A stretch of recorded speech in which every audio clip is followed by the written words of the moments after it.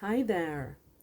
Today I thought we should do a reading about just general messages, just anything that comes through for you.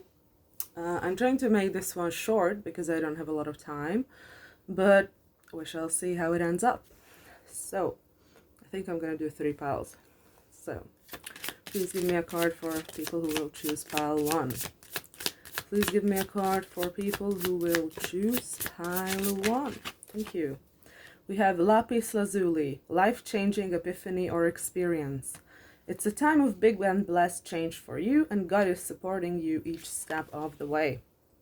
So this is for pile 1. Okay, please give me a card for pile 2. Thank you. Oh, I got 2 cards, so I think I'm going to go with pile 2 and 3 with these. Aquamarine, divine life purpose. Trust the signs and your inner guidance which are leading you to fulfillment. So this is for pile 2. And pile 3 is calcite, busy times and multitasking. Take charge of your schedule during this busy time and honestly assess your underlying reasons for being busy. This is for pile 3. So let me hold up the cards in order, like so. Pile 1, pile 2, pile 3. So go ahead and make your choice, and I'll see you at your reading. Hello and welcome, pile 1. You picked Lapis Lazuli, life-changing epiphany or experience. It's a time of big and blessed change for you, and God is supporting you each step of the way. Let's see what comes through for you. Okay. Please tell me what are the messages for pile 1. We have the Page of Swords.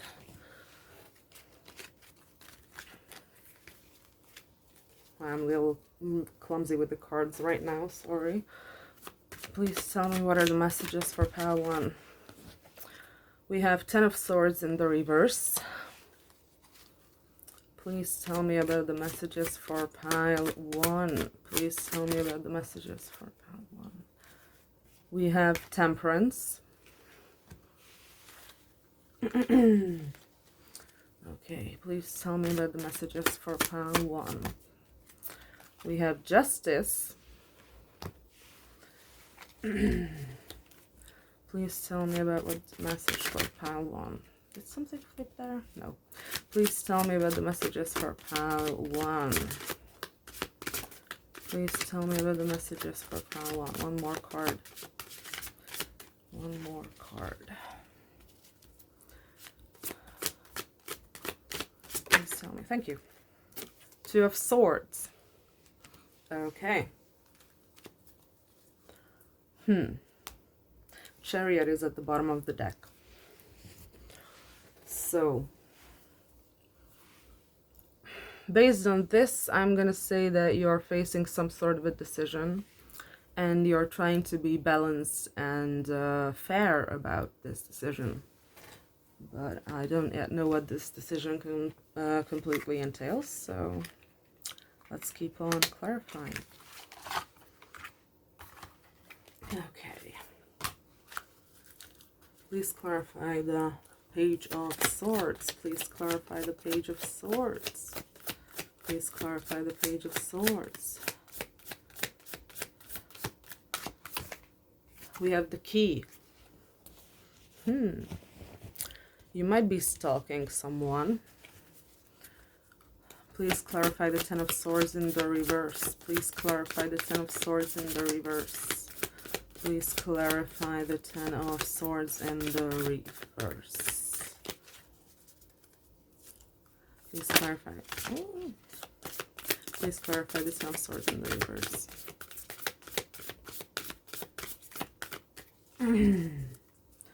Please clarify the Ten of Swords in the reverse. Is that what's supposed to?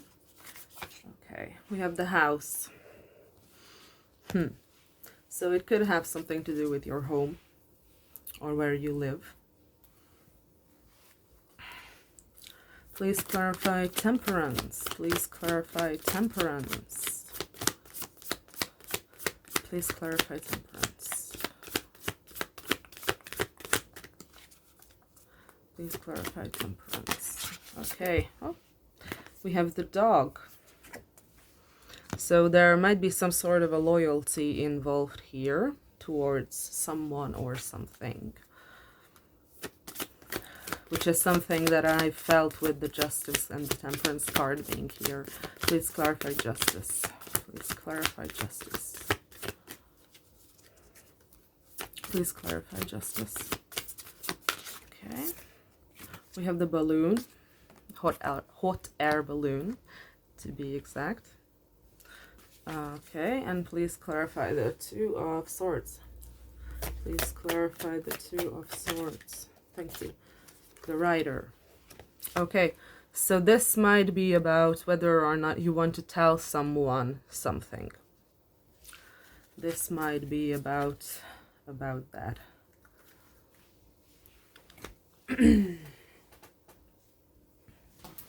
Okay, so far with the Page of Swords clarified by the key, I'm gonna say that the Page of Swords represents something here that is the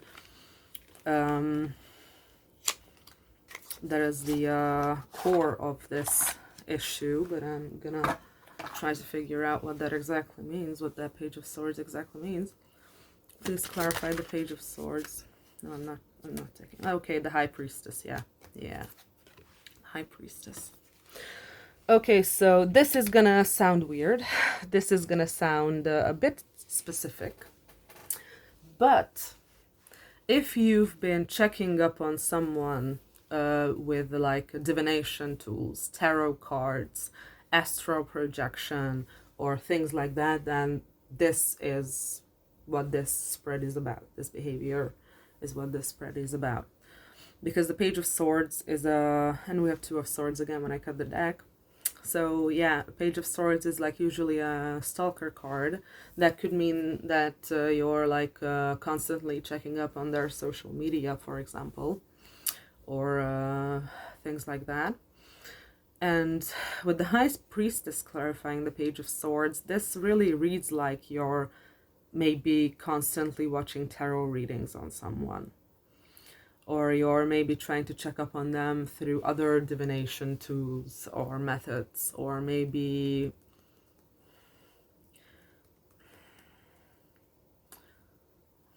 like I said, like I feel like astral projection with this, or like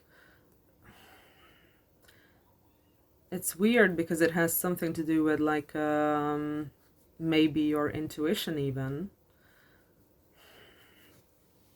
So maybe your intuition told you to check up on this person. I'm not sure, but this is like for some reason the core of this whole thing, because that is what the key represents. It's basically the key to interpreting the situation.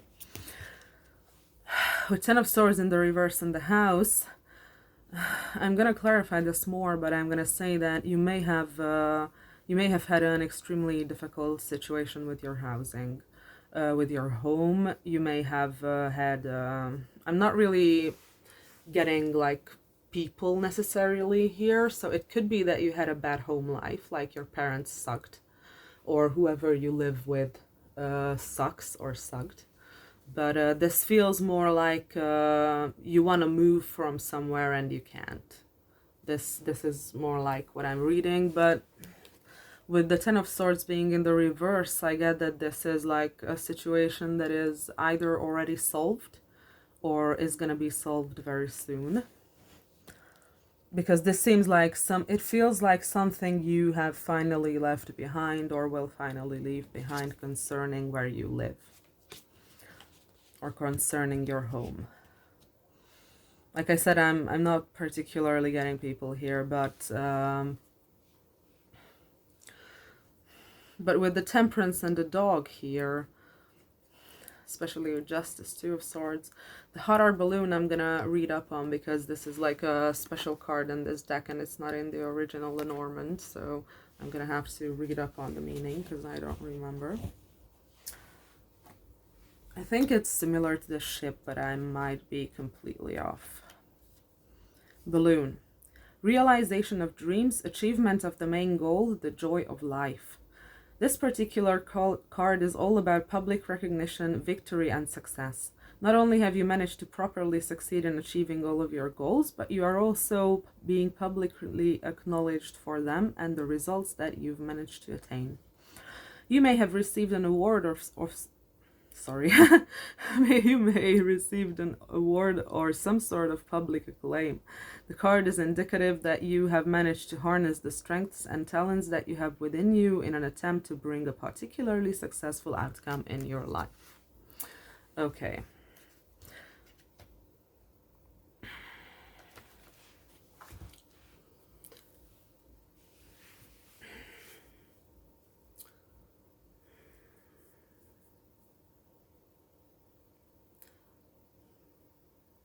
Sorry, I'm just trying to hone in on the energy that I'm getting, but it's a little bit confusing.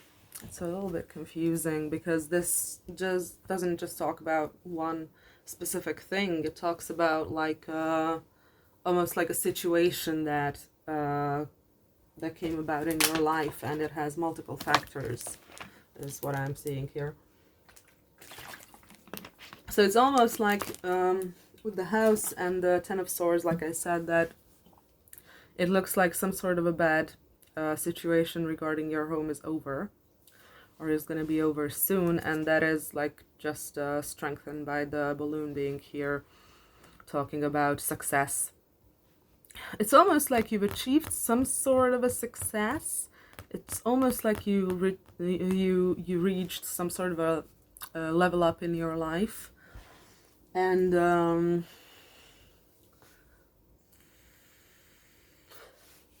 there is some sort of a situation that you want to be like fair concerning that situation. With the Temperance and the Dog here, I can't help but read this as maybe you... I know there are no relationship cards here, but this just has a similar feeling to what I'm going to describe. Like maybe you've been together with someone for a while now, and you finally achieved your lucky break, and you're trying to like... and you feel like that relationship is like not on your level anymore, or like that other person is not on your level anymore. And maybe you're trying to break up with them in a way that's like not too... like you're trying to be as kind about it as possible. That's one way to read this. But that doesn't just have to be like that, because I think I'm going to clarify this Temperance card, but I'm getting a strong feeling of like... it feels like the Star card for me right now. And this is, again, not something that I often get from this card. So this could be specific for this situation, that it feels like there's some sort of a hope, there's something, some kind of a situation maybe you wanna fix, or something like that. Like maybe, because Temperance usually involves balancing out two things, or merging two things in a harmonious way, and this could relate to people. So maybe there's someone who you feel very loyal to, because the dog is loyalty, and there's something you want to fix concerning that, and you want to be like fair about it. You feel like...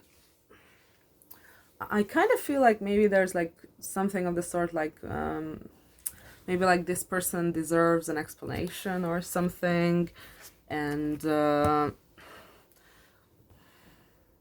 maybe this person deserves to know how your situation has changed. So maybe this is not about breaking up with someone, maybe this is more like moving towards someone. Because like I said at the beginning, we had the Page of Swords with the High Priestess, the key. So that could be like someone you're keeping an eye on, possibly. And with the Two of Swords in the Rider, clarifying that, it almost feels like you're still deciding whether to talk to this person or not, because the writer is a bringer of messages. It's like the easiest way to describe it is like it's kind of a communication card, not as direct as the letter, but it's like telling someone about something. So like it's like a messenger card. It's a messenger card, and it's almost like you're thinking about telling this person about some kind of lucky break that you had, probably or possibly concerning your home or your housing situation. That's what I'm getting so far, but I think I'm gonna try to clarify this further. Okay, what else can you tell me about Pal 1 situation? What else can you tell me about Pal 1 situation? Am I reading this right? Okay, we have strength. We have strength, and it landed on the Ten of Swords in reverse and the house. Okay, what else can you tell me about Pal 1 situation? This is like, strength is very often like holding back. Like you're holding back something, or you're holding back yourself. Yeah, the Knight of Cups. Yeah. Looks like I'm reading this correctly. Okay, please clarify Pal 1 situation. Thank you. We have the Hanged Man. Yes. Okay. Two of Swords. Oh, that flew out. Ooh, we have the Seven of Swords. Yeah. It seems like you've been dishonest about something. You've been dishonest about something concerning this person, and there's Four of Pentacles and the Lovers at the bottom of the deck. So it looks like there's something you haven't told this person. And it doesn't seem like you haven't told them because you're like purposely trying to manipulate them, or like purposely trying to, I don't know, exclude them, or you're not like trying to lie to them on purpose. That's not what I'm getting. I'm getting that you've been thinking about it for so long. You've been trying to find a way to do it for so long that time kind of just like passed, and now it's like awkward to talk about it. Maybe that's what I'm getting. But yeah, there's definitely something here that you have not been honest about with this person. I'm getting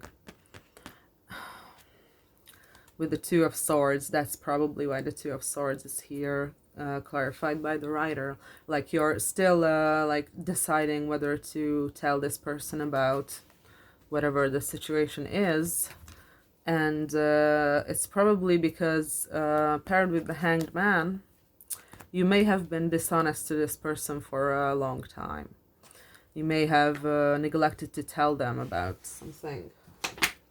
I'm gonna clarify the Seven of Swords to see what this is about. Okay.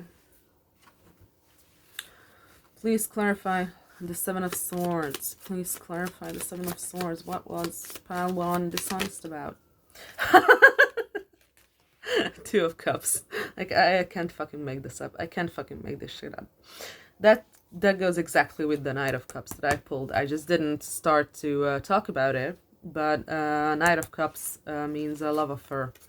It means you approaching someone with the intent of I don't know, being romantic with them. So it's like a romantic offer. And Two of Cups is a relationship. It's love. It's being in love with someone. So yeah, what I'm getting here is that you have neglected to tell this person that you're in love with them. And instead you have been kind of like spying on them, or stalking their social media, like I said before. But with the High Priestess being here, it also feels like you may have been watching tarot readings on this person. And I'm getting a disconnect between the two of you with this spread. Like I'm getting this probably is a no contact situation. Doesn't necessarily have to be, but it feels like a no contact situation. Like you don't talk to this person often, or you haven't talked to this person in quite a while.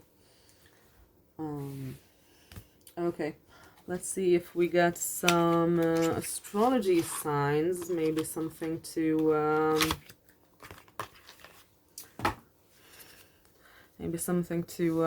confirm that this is for you.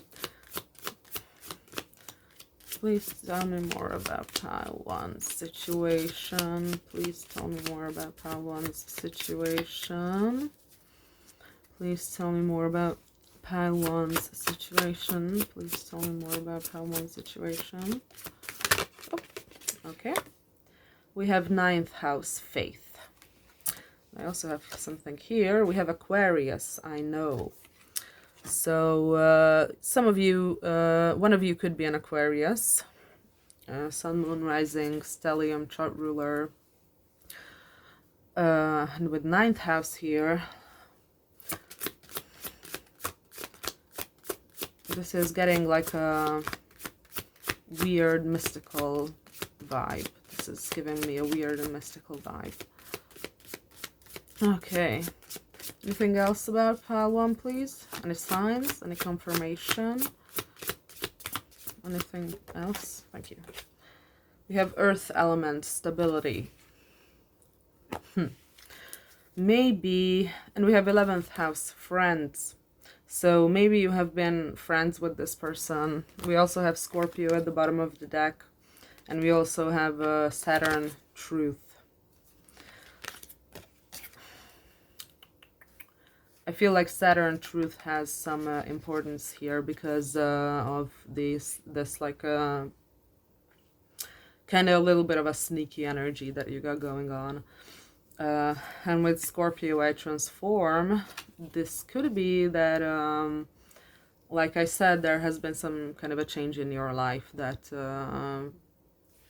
that has an effect on this situation.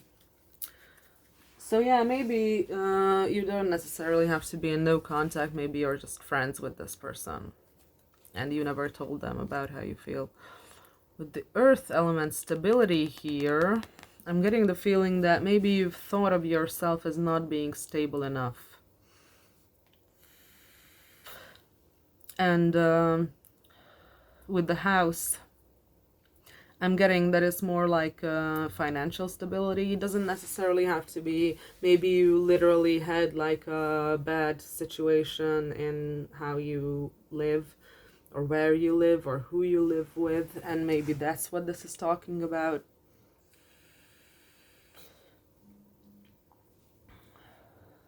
But that ninth house faith card is giving me like a weird vibe. A weird vibe. It's almost like you, this is also gonna sound like weirdly specific, but it almost feels like you kind of like,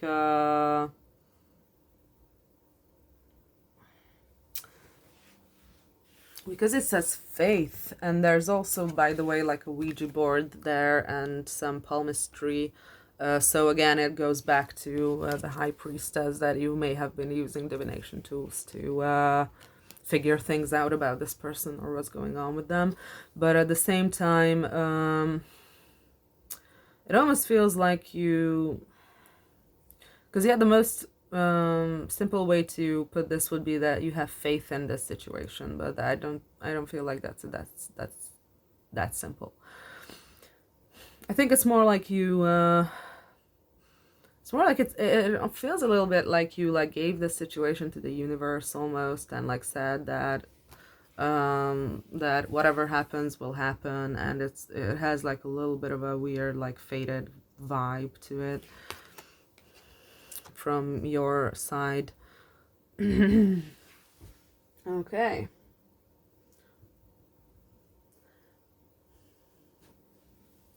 Let's go with this deck. What more can you tell me about pile one and their situation? What more can you tell me about pile one and their situation? Like, very obviously, your first card, the card that brought you here to pile one, was Lapis Lazuli, the life-changing epiphany or experience. So the hot air balloon that came out with you getting some kind of a recognition in your life and some sort of a difficult situation ending in your life seems to be the theme here. But there's also the theme of this back and forth of should I not, concerning this other person that you have probably been stalking and maybe have been watching tarot readings on. Okay, so what else can you tell me about pile one situation? What else can you tell me about pile ones? Thank you. We have Malachite, prosperity. There's a positive shift in your flow of divine support. Yeah, again, shift. A positive shift, a change. It feels like you're like you have leveled up in some way or some shape or form. Okay, let's get this deck.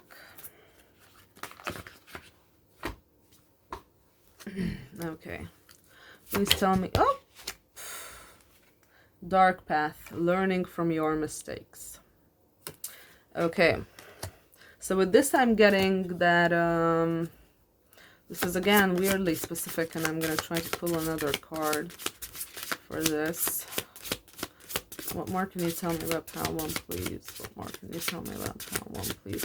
It almost feels like you've nightmares in the dark of the night. This strikes me as the Nine of Swords. This strikes me as the Nine of Swords. And this like oh yeah, dangerous passion, red as a bleeding heart. So maybe there is something concerning this person that would be like forbidden or difficult in one way or another. And that's why you have chosen not to tell about how you feel. You tell them about how you feel. With this combination of nightmares, I'm getting several things. I'm just trying to put them together in my mind. That's what's happening when I'm not talking. It feels at the same time like this is like something hidden. Like this is something you don't really want to get out. Like maybe you have a little bit of an obsession with this person, especially if you're stalking them.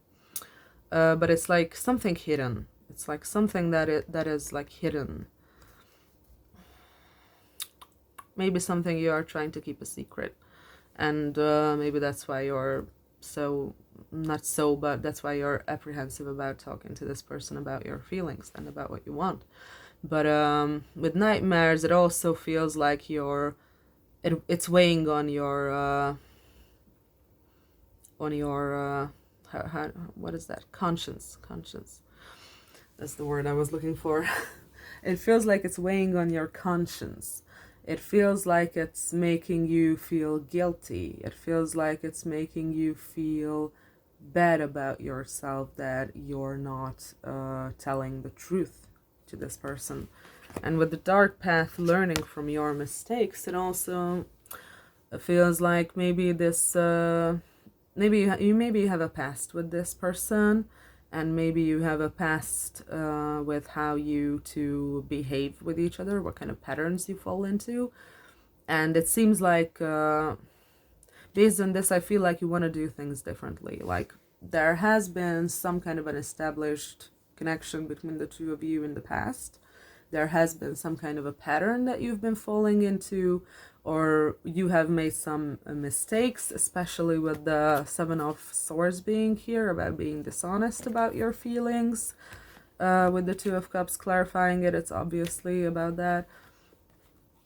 And it feels like you don't want to fall into the same pit again, so to speak. You don't want to make the same mistakes that you've made in the past. You want this to be something new. You want to like rejuvenate this. You want to make it work and not fall victim to your past mistakes. Like maybe this connection was messed up because of I can't tell whether it's you who messed up or this other person who messed up. I can only tell that you were very obviously dishonest about your feelings to this person, and maybe that's what messed up the situation. Maybe if you would have been honest about how you feel about this person, it would have been fine. Like things would have ended up fine. But with this card,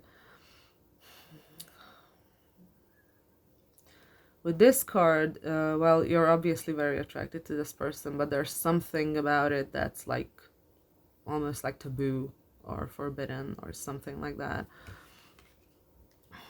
Or there is like something that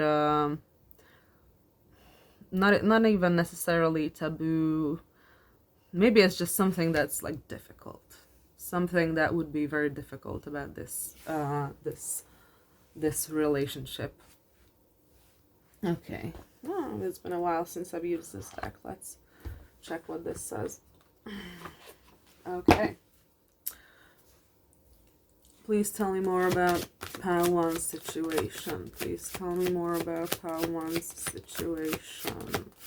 Please tell me more about pile one's situation. Please tell me more about pile one's situation. Yeah, I feel like this, we have Maximus. How can you feed others when your own table is empty? Interesting. Interesting. And we also have liberation, free yourself. Okay. I would have to go more in depth when it comes to this card. So I'm going to try to clarify it. Can you clarify, Maximus? Like maybe you've had, we have 8 of Wands in the reverse. Yeah, this has to do with you not communicating with this person. Ace of Pentacles. Yeah. This feels like you felt like you don't have enough money. You don't have a good enough of a financial situation to be with this person. Like, yeah, Page of Cups. Yeah. This feels like your lack of communication about your feelings was based in the fact that you felt like you can't provide for this person, maybe. Like, because that's exactly what it says. How can you feed others when your own table is empty? And then we have the 8 of Wands in the reverse and the Ace of Pentacles. So this is like monetary. This is like something to do with money. So I feel like this had to do with you feeling like you can't support this person enough financially. Like you can't. Yeah, you can't. You didn't have enough money, is what this feels like. And with this whole thing that was at the beginning of the reading, like I said, maybe you had like something like a mortgage on your house or something of that sort. And it seems like this situation has now changed. It has either recently changed or it will soon change. And you're gonna get the recognition that you deserve if you have not already. But this feels like this has already happened, or this is like a very new situation that you're finally out of the gutter, so to speak, out of the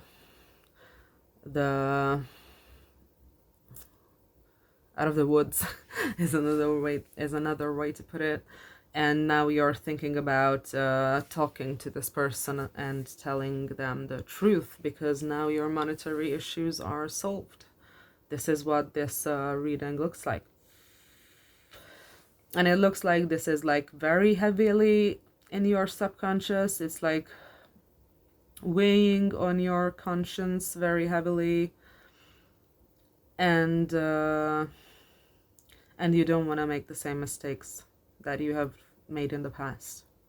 This is what I'm getting with this reading. And we also have the Chariot at the bottom of the deck. I neglected to say anything about that when I saw it, but now this makes sense. So now this feels like a strong and fast forward movement in this connection. So if I had to guess, this is gonna resolve pretty soon. What pretty soon means is another question, but I think I'm gonna go into like advice maybe, because I don't want this reading to be too long. Okay, so what's the advice for pile 1? What's the advice for pile 1? We have the star. Remember how I said temperance reminded me of the star? Here it is. Okay. What else is the advice for pile 1? What else is the advice for pile 1? 3 of Wands. Yeah, this is basically saying to have hope about the future. To let hope guide you. Let hope guide you. Anything else? Anything else? Oh, we have the Tower. Ooh. What's up with the Tower? What's up with the Tower? I did not expect that. I did not expect that. What's up with the Tower? Why is the Tower here? I did not expect that. Oh, we have the 3 of Pentacles. I'm not sure whether it's in the reverse or not, so I'm just going to read it upright. And we have the 9 of Swords. Yeah. Like I said, the Nightmare card reminded me of the 9 of Swords, and here it is. And we also have the 7 of Cups and the Empress. Yeah, I think this talks about, I get it. I think the 3 of Pentacles was indeed in the reverse. And with this, I'm getting that there has been, like I've talked about before, a pattern with you and this person. And the pattern I'm seeing here is that you're not communicating clearly to each other. You're stalking this person instead, or looking at their pictures or their social media and trying to find out about them through other sources instead of talking to them. And like I said, this weighs very heavily on your conscience, and it gives you a lot of sleepless nights, and it gives you a lot of anxiety that you're like not closer to this person, or like you haven't been honest with this person, like I said before, about your feelings. And together with the Page of Swords, the stalking, I told you that the the ninth house faith gave me like this weird feeling of like fatedness, or like a mystical feeling. This seems like that you fantasize a lot about this person and stalk this person a lot, and you don't talk to them, but in truth that you think that they are like the best thing that ever happened to you, or like you think about them as very beautiful or very fantastic or like very amazing. Maybe you could feel like you're not good enough for this person. Doesn't necessarily have to be, but the Empress is like representing someone who you think is perfect for you. And we have the 10 of Pentacles. So you probably could want to have like a family with this person, or move in with this person. Maybe that's what the house was about. Like maybe you were in a housing situation where you would not have been able to move in with this person, but now that seemed to have changed with the 10 of Swords in the reverse, like I said in the beginning. And maybe now you're at a point where you could move in with this person, and you want to move in with this person, and look at the guy with the white hair. It feels like you want to like grow old with this person,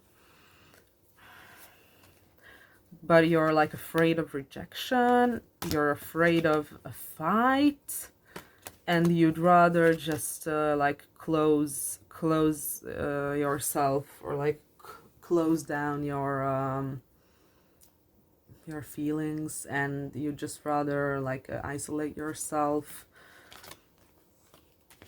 But all these things and we also have the sun at the end of this story, so this is a good omen. But why I was telling this whole thing is that all this came after the tower.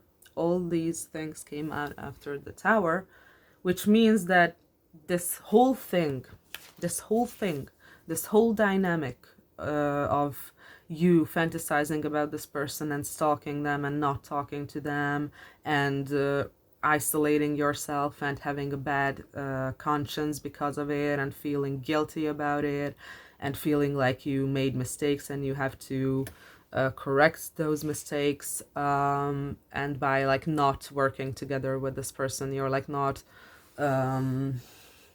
how do I put it? Well, when you're in a relationship, you're a team. And Three of Pentacles talks about collaboration. So it almost feels like you didn't want to fix this whole situation together with this person. And you just kind of like try to deal with it on your own. And you just like refuse to work together with this person on this situation is what this feels like. But like I said, back to the tower, because that's what's the important thing here.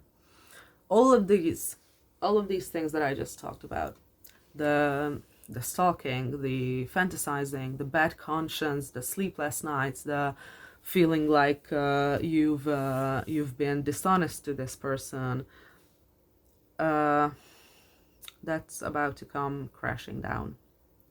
Like that entire pattern of how you have been connected to this person is going to change drastically, because the tower talks about a sudden change, a sudden collapse, and this feels like this whole situation of how you related to this person in your behavior is going to change.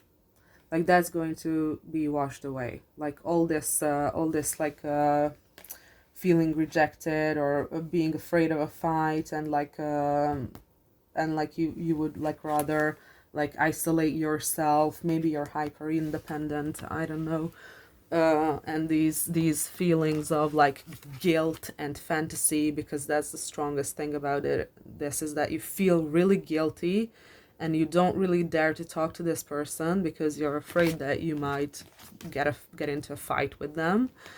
And so you'd rather just like fantasize about them, but at the same time you feel super guilty about this whole situation and that you haven't been honest with them. That's gonna end. That's all gonna end. That's all going to end. So it looks like you are like in a pretty bad how do I put this? The way you connect to this person is not adaptive. This is a maladaptive way of connecting to this person. And that's gonna end. That's gonna very obviously end. Okay. So, what more can you tell me about pile 1? Yeah, we have the Hierophant here, and I'm instantly reminded of my previous readings. I've done some readings in the past. Some of them didn't make it to the channel yet because I still have to edit them. One of them I started, but after 2 piles I got so exhausted that I had to stop, so I would have to record the other 2 piles. But even readings that went out, or readings that I uploaded, had this basically this exact same story.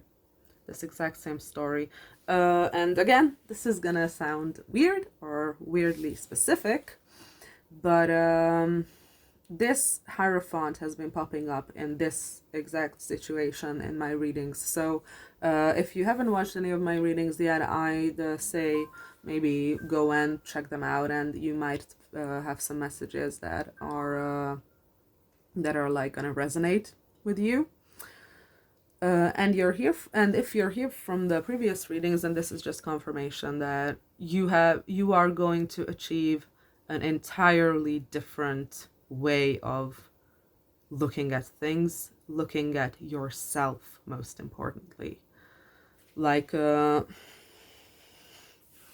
it seems like you may have already gotten the financial break or the housing situation breakthrough that you were looking for, but you haven't yet gotten the mental breakthrough, the emotional breakthrough. And this Hierophant is talking exactly about that. Like, it feels like, and again, this is probably not going to be for everyone, because obviously it's not going to be for everyone, just hear me out. It feels like you're gonna like almost like reach enlightenment.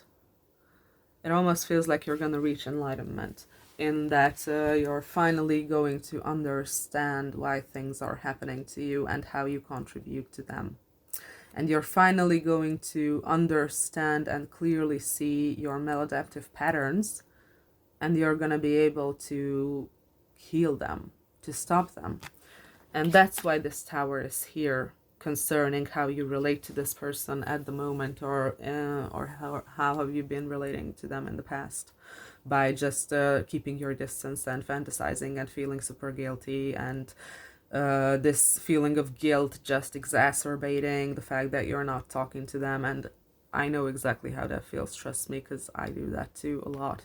That I would just like I would be like in a bad mental or emotional space, and someone would like shoot me a DM or like a message on Facebook or Messenger, and I would not reply because I'm not feeling well and I don't feel like I have enough energy to deal with other people.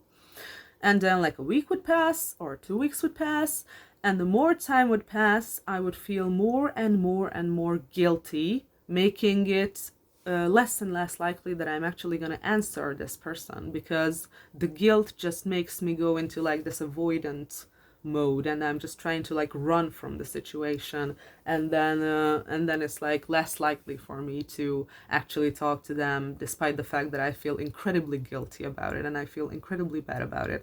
And this is what I'm feeling is happening with you.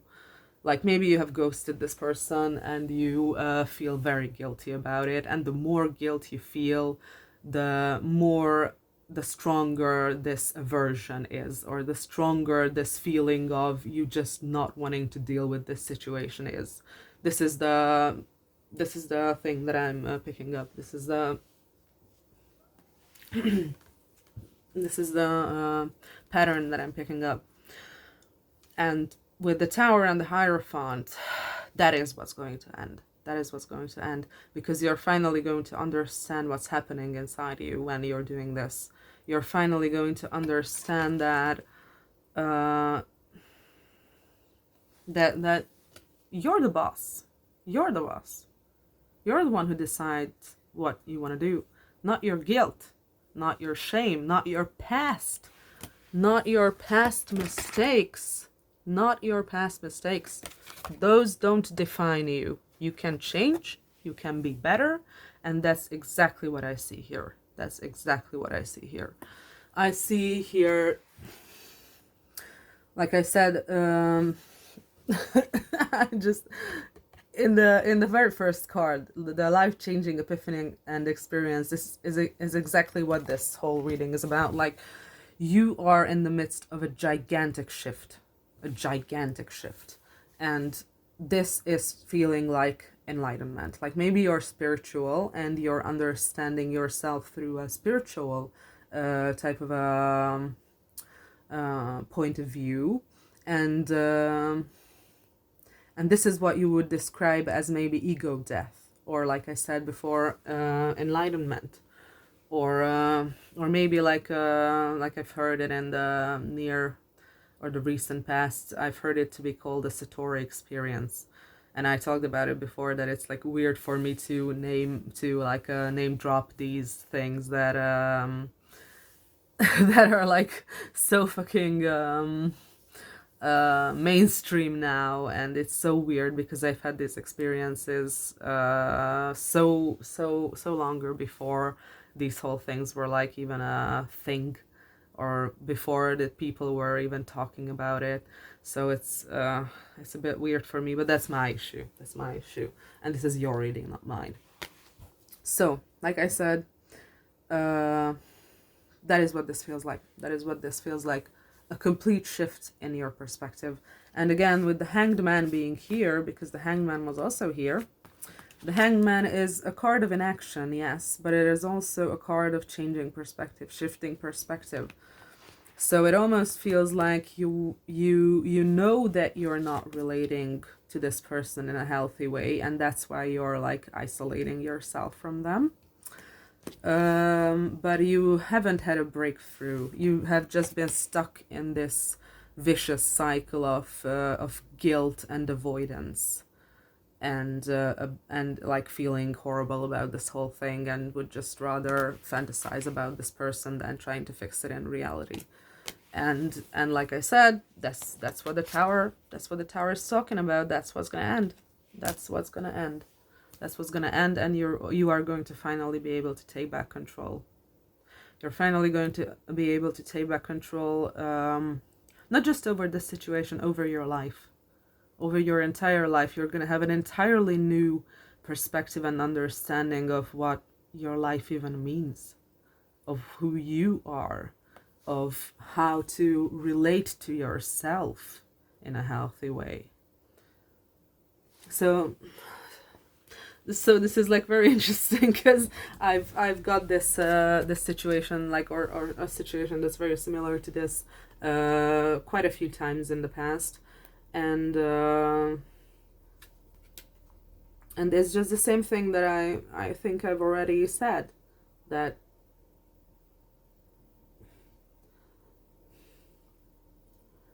your life is about to change in a way that you would never have even dared to imagine.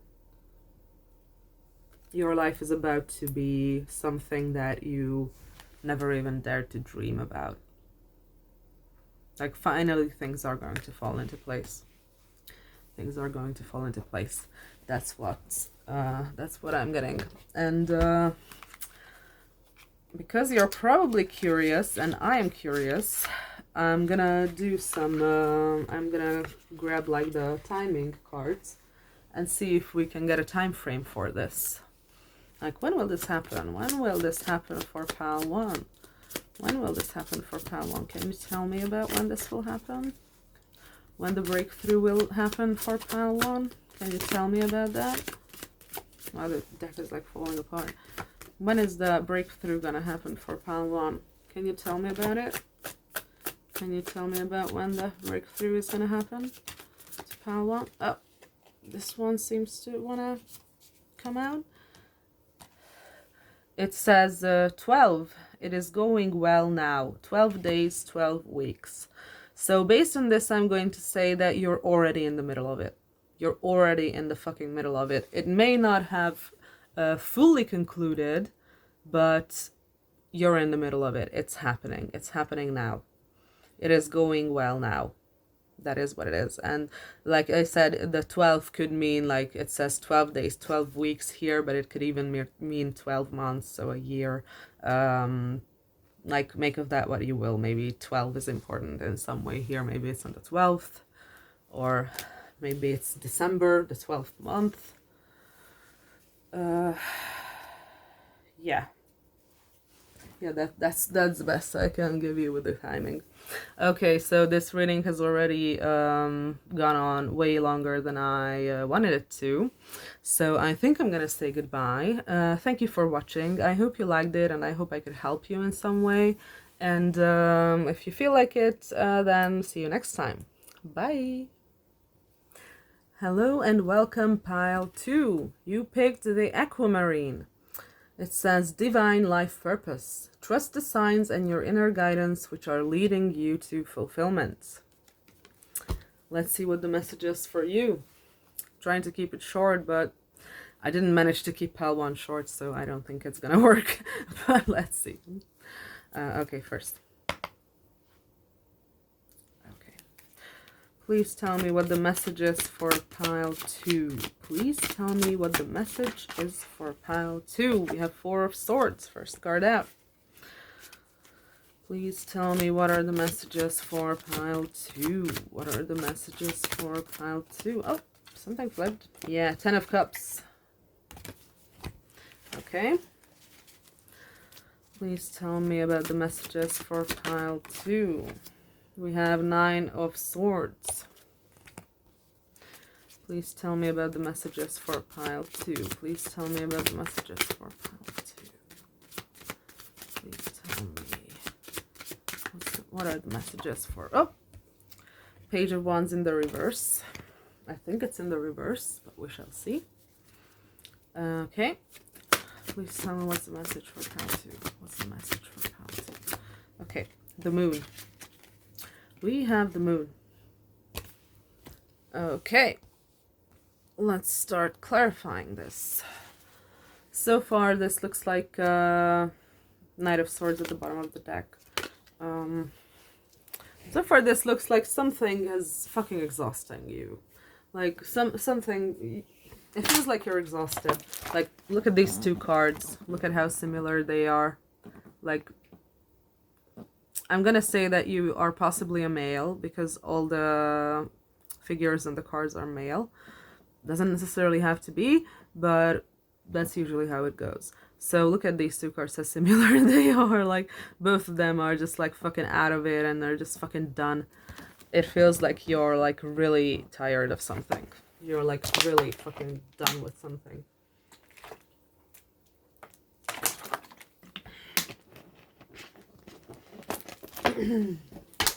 Okay, let's clarify. Please clarify the Four of Swords. Please clarify the Four of Swords. Please clarify the Four of Swords. Please clarify the Four of Swords. Please clarify the Four of... Whoa, that was a bit of an explosion. We have the Bear. And we have the Rider. Okay. Please clarify that. Okay, we have the Cross. Oh no, oh no. Maybe someone in your family could have passed away. Oh no. I'm so sorry if that happened. Okay, please clarify the Nine of Swords. Please clarify the Nine of Swords. Okay. We have the Lilies. Okay, I don't think someone has passed away. Based on these cards, I don't think. But we shall see. Page of Wands in the reverse. Please clarify the Page of Wands in the reverse. Please clarify the Page of Wands in the reverse. Please clarify the Page of Wands in the reverse. Please clarify the Page of Wands in the reverse.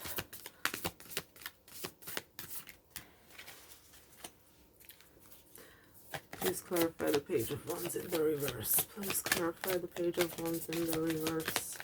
Come on, please. Please, I don't have all day. I don't have all day. Please clarify the Page of Wands in the reverse. Come on. Come on. Come on. Okay, I'll take that one. The Letter. Okay, I'm getting something very similar to pile 1, so you might be here from pile 1. Doesn't necessarily have to be, but it does seem to be a similar theme.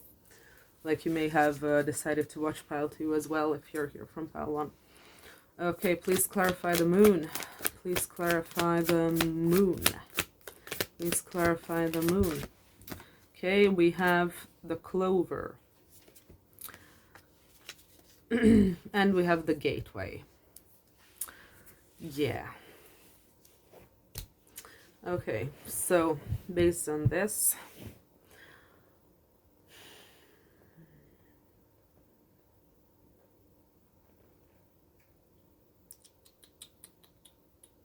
I think the cross had like another meaning too, so I want to check that out because right now my memory is like the worst it's ever been, I think.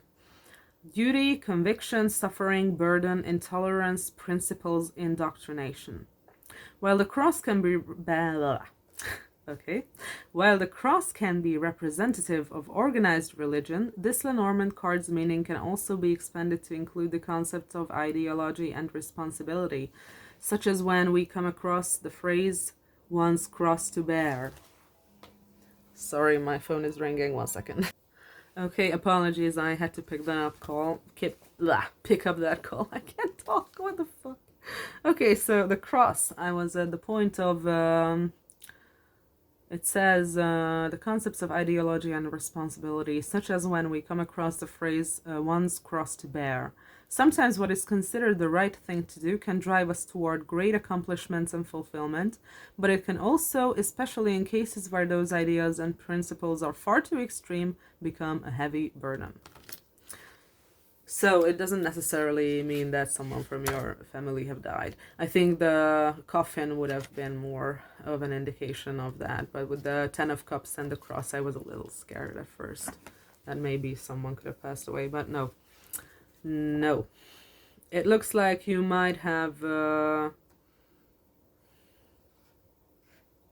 You might just be fucking done with your family, I will be honest. Because the 10 of Cups usually talks about family, like emotional fulfillment, complete emotional fulfillment, being emotionally taken care of, belonging to a group of people who are together, emotionally harmonious. So this is like a very, very positive card. This is like the dream come true card. Not the way the 9 of Cups is, but similar in some ways. So based on this,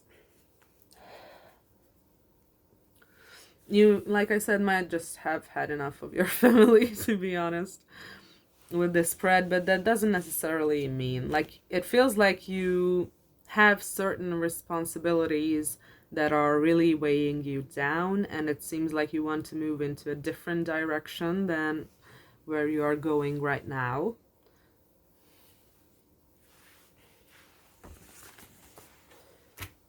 But I'll be honest, this is like thematically, this is seems to be similar to Pile 1. Maybe if you have not watched Pile 1 and you came here for Pile 2 first, maybe watch Pile 1 and see if there are any messages in there for you. But the theme is very similar.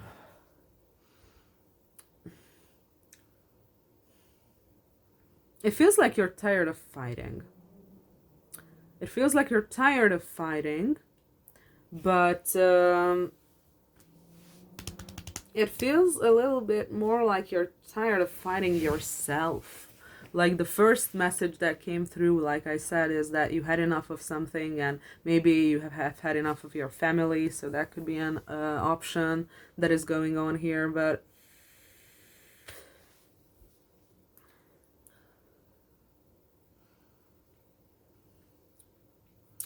it feels like you're tired of fighting with yourself, honestly.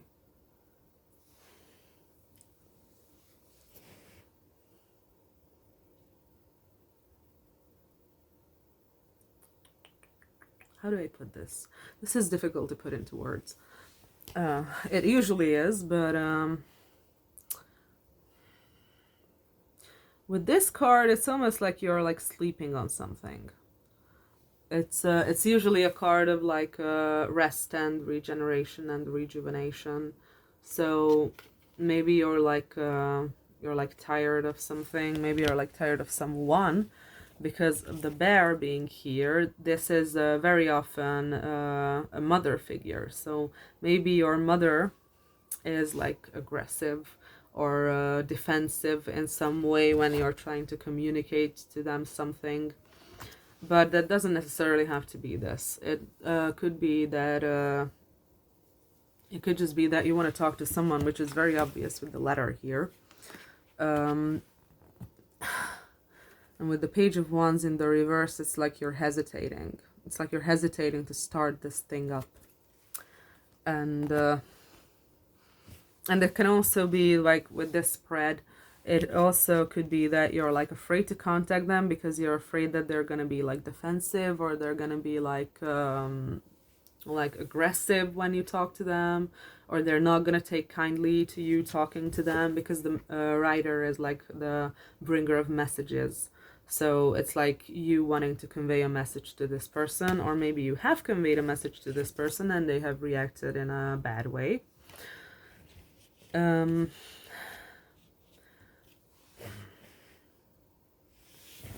but it almost feels like you're like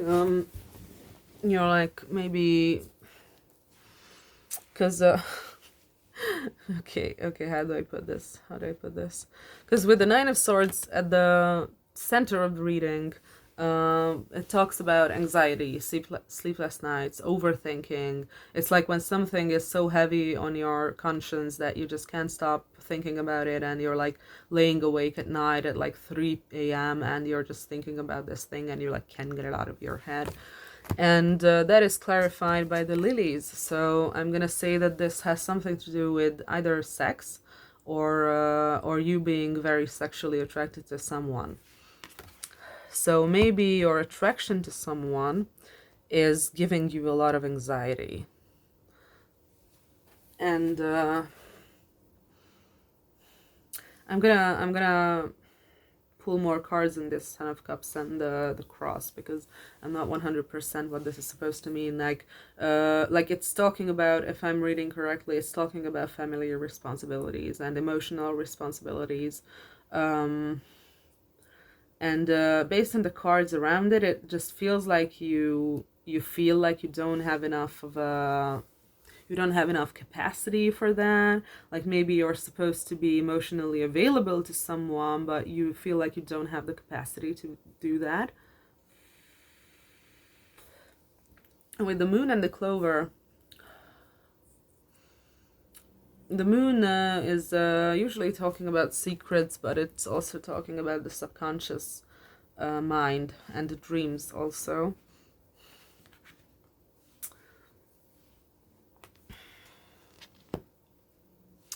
And with the Clover here, it's like you're not telling something to someone. Like I've said before, I have like a similar theme here to Pile 1. Like really, if you haven't seen Pile 1, maybe watch it, because the way I can read this, the most obvious way I can read this, or maybe not the most obvious, but the strongest thing that's coming through is that there's someone here that you want to talk to, but you're afraid that they're gonna be like too self-defensive or too aggressive when you talk to them, or that it's gonna be like they're not gonna be nice to you, and it seems like it seems like this person, like maybe you're hiding something from this person, some kind of a good fortune that has come your way in the past, in the recent past, maybe. Like maybe maybe something like really good happened to you, and maybe something big changed about your life, and you're just not telling this person about it. And it seems like you really want to talk to them, but you're like reluctant at the same time. Very likely because you think that they're gonna react in a bad way. But it's also like this also feels like you have a lot of anxiety due to the fact that you're really attracted to this person. For some reason, this attraction gives you a lot of anxiety. So I'm gonna say that you're probably not securely attached. Maybe you have an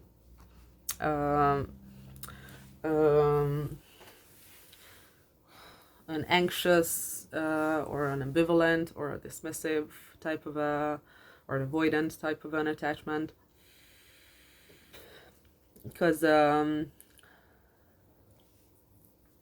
yeah, I know how it makes you feel like when you're like really attracted to someone and it just gives you a shit ton of anxiety and you just can't fucking do anything about it because you're so anxious. I know exactly how that feels like. But with the gate here, this is telling me that there is like it's at the bottom of the deck, but I feel like it's rhyming really strongly with this whole situation. Is that there is really something huge happening in your life right now. There really is. The stork was what's under it, so maybe you're gonna have kids, or maybe you're gonna move. But I think I'm gonna start and pull more cards to see what this is. Okay. Please tell me more about Pal 2's situation. Please tell me more about Pal 2's situation. Please tell me more about Pal 2's situation. Please tell. We have the Emperor. Yeah, it looks like you're putting on a brave face. Okay, please tell me more about Paltu's situation. Please tell me more. Thank you. Three of Cups. Maybe you have two people in mind.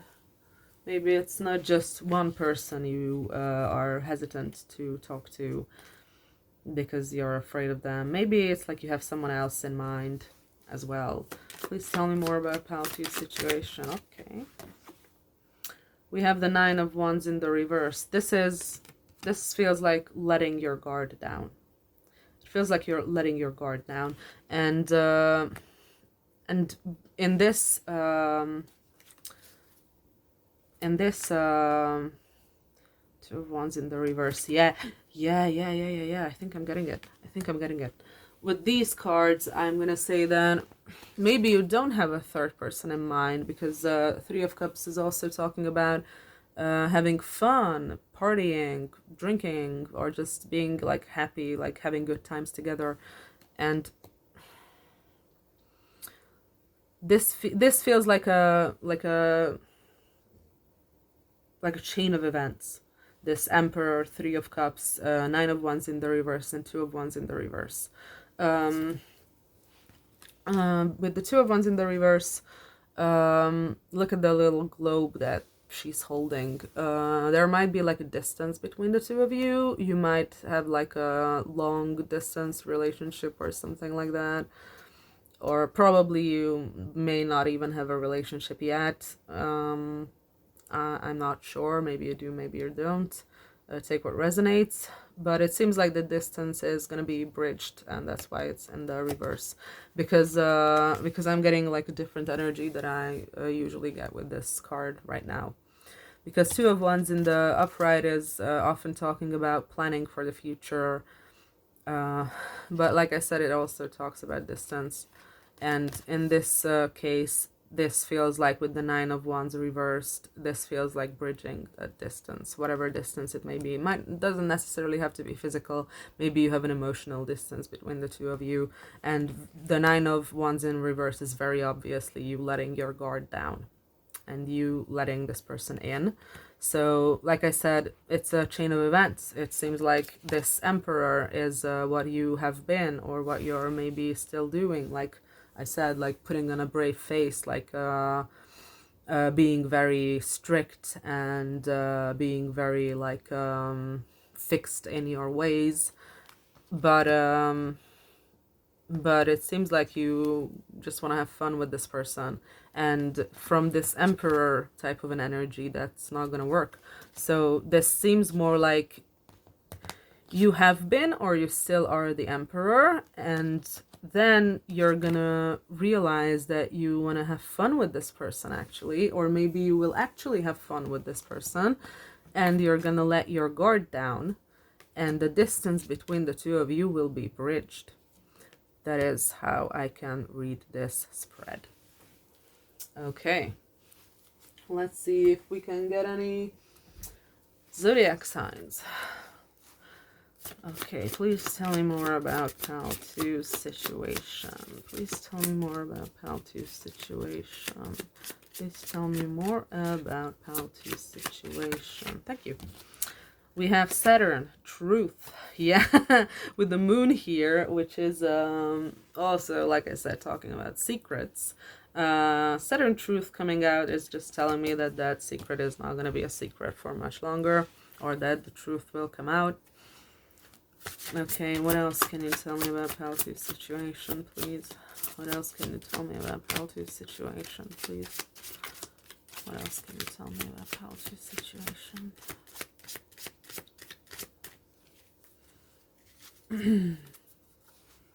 What else can you tell me about Paltu's situation, please? What else can you tell me about? Okay. We have moon again. Soul. What does that mean here? What does that mean here? Please tell me more about Paltu's situation. Please tell me more about Paltu's situation. Any zodiac signs, please? We have fire element, desire. Yeah, and it's like very close to the lilies card, the way I put it down. So yeah, that's just more desire. This feels like a sexual desire with the lilies, especially. Like you're really into this person, you find them really attractive. You're very attracted to this person. Okay, what more can you tell me about Paltu's situation? Can you give me like zodiac signs, something to like clarification, or like to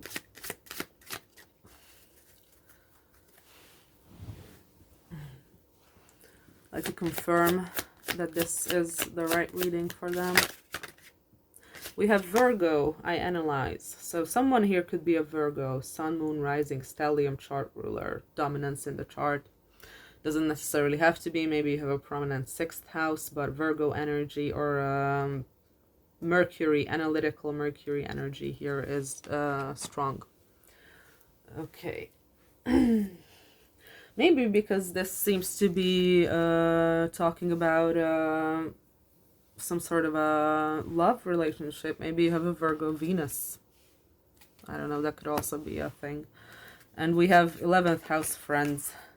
Again, that's what we had in pile 1 too. We have a couple cards here that came out in pile 1 as well. So like I said, if this resonates, maybe check out pile 1. So you may be friends with this person.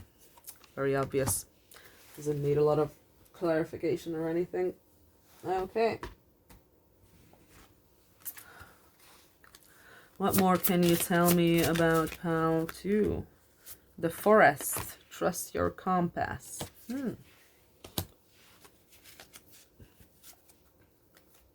What more can you... Oh. Obsession. My eternal thirst. You might be obsessed with this person. You might be a little obsessed with this person. And maybe that's why you're keeping secrets here. I'm gonna have to clarify the clover, because this usually talks about some sort of a lucky streak, some kind of a lucky happening, some sort of a luck in your life. Okay. What else can you tell me about Paltu's situation? What else can you tell me about Paltu's situation? What else can you tell me about Paltu's situation, please? Oh. Are you fucking kidding me? Are you fucking kidding me? Luck. By the magic of my 4-leaf clover. What the fuck? What the fuck? What the fuck? Okay. So, and we also have a holy gate. The doors of pure happiness will soon be opened, which also rhymes to the... I'm gonna put it here because it's rhyming to the gateway, which is again it means like a new phase of your life is starting, or there's some kind of a huge positive change in your life that is gonna like change everything. Okay. Okay, so what about this luck? What's this luck? What's this luck? I want to know. Please clarify the 4-leaf clover and the luck card. Please clarify the 4-leaf clover. 2 of Cups. Yeah, you're gonna get together. You're gonna get together with this person. And we also have King of Wands. Again, you might be a fire sign. You might be a fire sign, male. So that's Aries, Leo, Sagittarius, Sun, Moon, Rising, Stellium chart ruler, prominence in the chart. Maybe you're fire dominant. With the Emperor being here as well, the Emperor is usually Aries, so you might be an Aries. Like I said, doesn't have to be, but with the fire element also being here, desire, and the King of Wands, I'm going to say that you're probably a fire sign. Yeah, this just talks about, again, being you being like super attracted to this person, but you're also like a very passionate or maybe very creative person in general. And yeah, this luck thing is having to do something with this person, the 2 of you getting together. Okay. So you're gonna get lucky. Like this has a feeling of you're like gonna win the lottery, like a 1 in a million chance is what this feels like. Like I don't know what's been going on between you and this person, but oh, I cut the deck and we have the Tower, and oh my god, you're not gonna fucking believe this. We have the Three of Pentacles again. That's what happened in pile one. That's what happened in pile one. I pulled the Tower and the Three of Pentacles right by side next to each other, like after one another. And we also have the Star, but okay. So yeah, really check out pile one if this resonates with you. We also have the Five of Cups in the reverse. This means that you may have been grieving certain things or certain relationships, past relationships in your life. And what I see here is that the point of the Five of Cups is that the original imagery is that a guy is like looking all sad and distraught, and he's like like I said, he's very sad, and he's like looking at 3 cups that are spilled over, and he doesn't notice the 2 intact cups right behind him.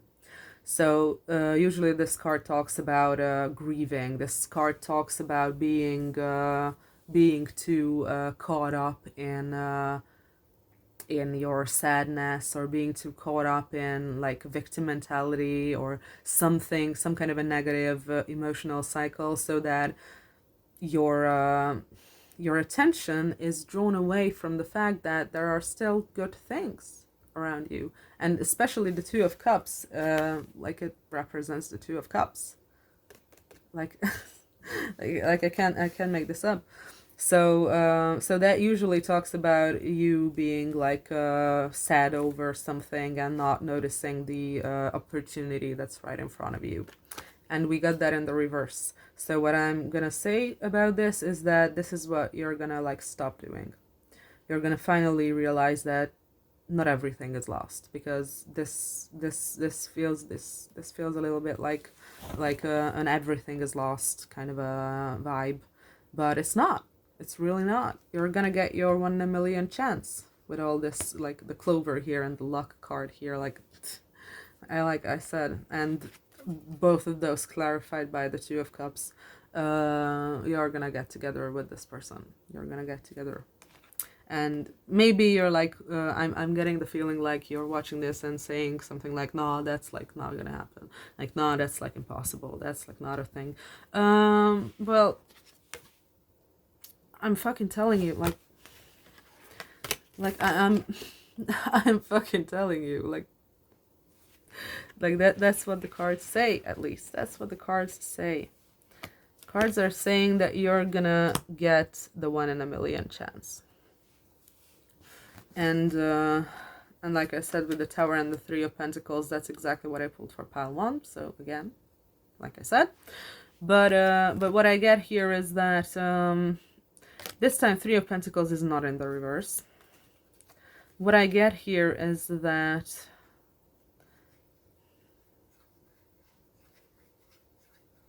I'm gonna pull more cards on this. Like, what's up with this Three of Pentacles? What's up with this Three of Pentacles and the Tower? What's up with this? Okay. Ace of Swords. Okay. Yeah, there's some sort of a bullshit there that's gonna be like cut through, basically. Queen of Cups. Yeah. This person, your person, because this looks like it's your person, they could be a water sign, female. Cancer, Pisces, Scorpio, Sun, Moon, Rising, Stellium, Chart Ruler, blah, blah, blah. Or they could be like a very emotional, very empathetic type of a person, someone who wears their heart on their sleeve, basically.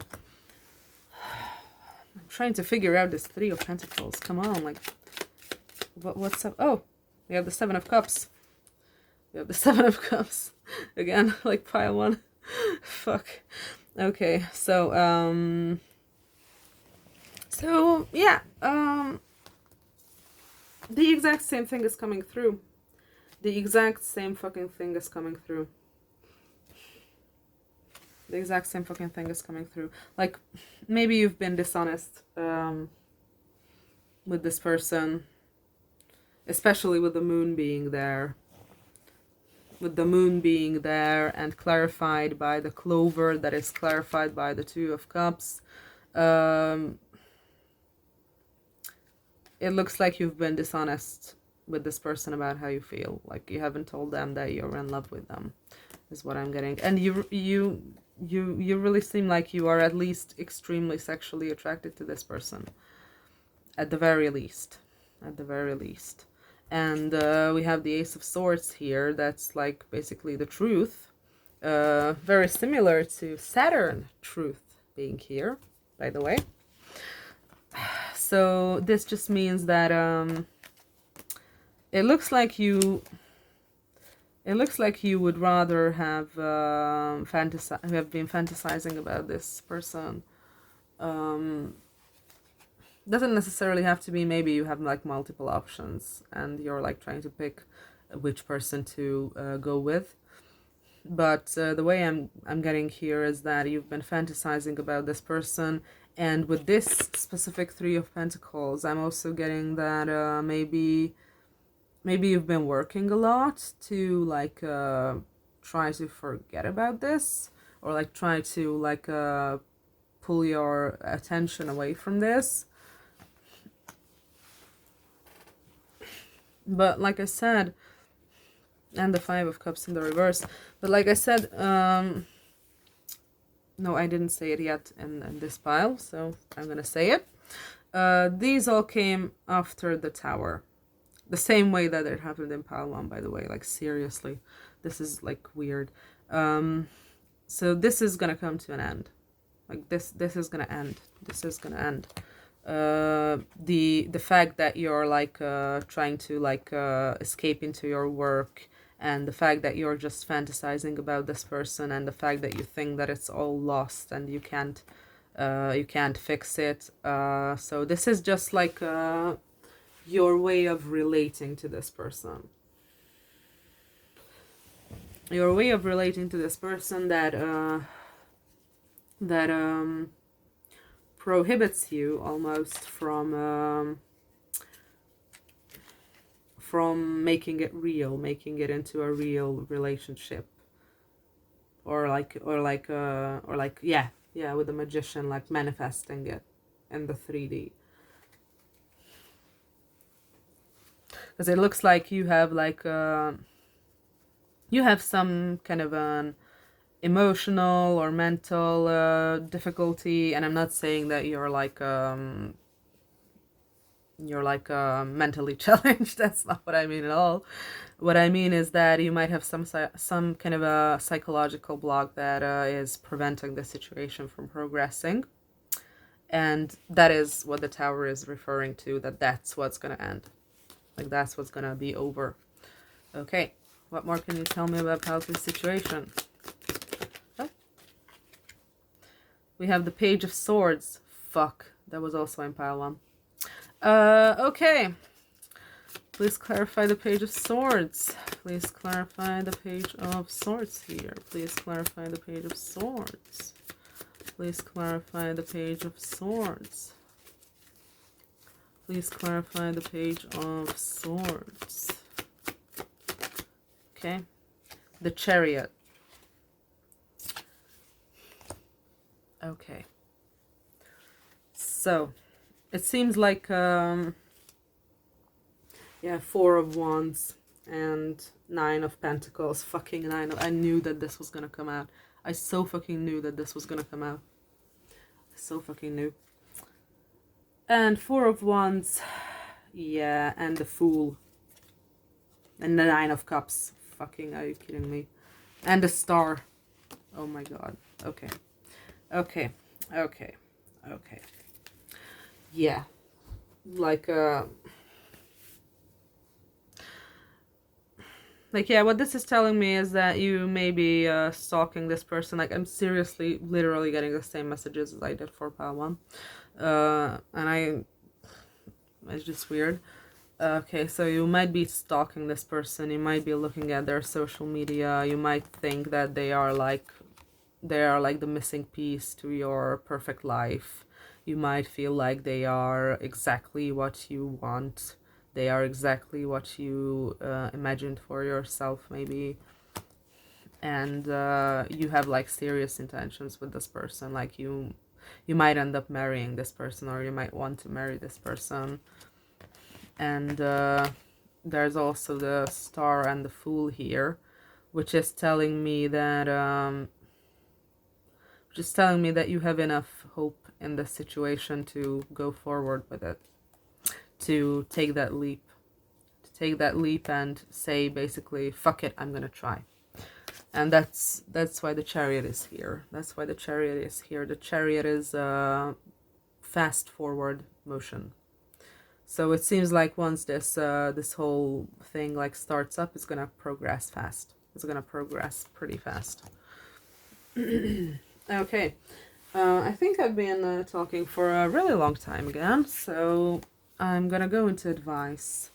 And did I want to like grab one of the others? Yeah, like maybe this one. Please tell me more about Pal 2's situation. Please tell me more about Pal 2's situation. Please tell me more about Pal 2's situation. Please tell me more about Pal 2's. Oh, we have resilience. Burn away the past. Yeah, I'm gonna go back to the Five of Cups in the reverse here. This has something to do with, oh my god, and I split the deck and the same card came out as it did for Pile 1. Okay, so, and we also have this one. It says, become a loving mirror.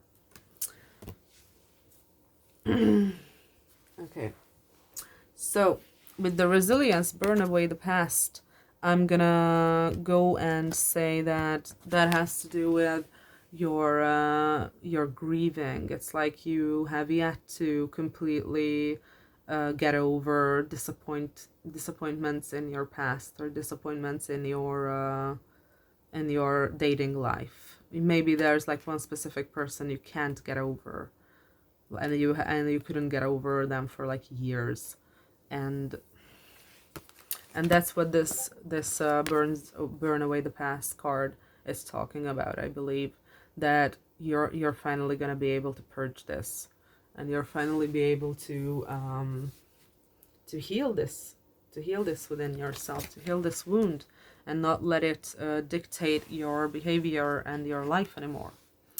And with this become a loving mirror, first thing that comes to mind is that you might be mirroring each other with this person in certain ways. I think I'm gonna try to pull a few more cards on this. Like, please clarify that become a loving mirror card. Please clarify. What do you mean by that? What do you mean by that? Oh, Jesus. We have Judgment. Okay. And we have the World. Major Arcanas, 2 major Arcanas. Yeah, this is gonna sound weird, but this might be a fated connection. Like, this tells me a lot. Like, these 3 cards are telling me a lot right now, and I'm trying to get it all out at once, and it's difficult. So, on the one hand, divine timing might be at play here because Judgment came out. This might have something to do with some sort of a fated thing. So this connection might be fated. That's also what Judgment would mean. And we also have the World, which is talking about a bunch of things. But one thing is cycles. So like it almost feels like the completion or the end of a cycle is here. So maybe your behavior with this person have been cyclical. Maybe you've like got together and then like broke up, and like got together and broke up, and maybe this has been going on for a long time, maybe something of the sort. And this become a loving mirror is giving me a bunch of different things. With the judgment being here, talking about maybe that this is like some sort of a fate at play here. With the mirror, I'm reminded about twin flames. You don't necessarily have to believe in them. I'm not even sure if I believe in them, honestly. But if you do, this might be a twin flame connection. And you might be mirroring each other with your behaviors. But I'm also getting that become a loving mirror. It feels like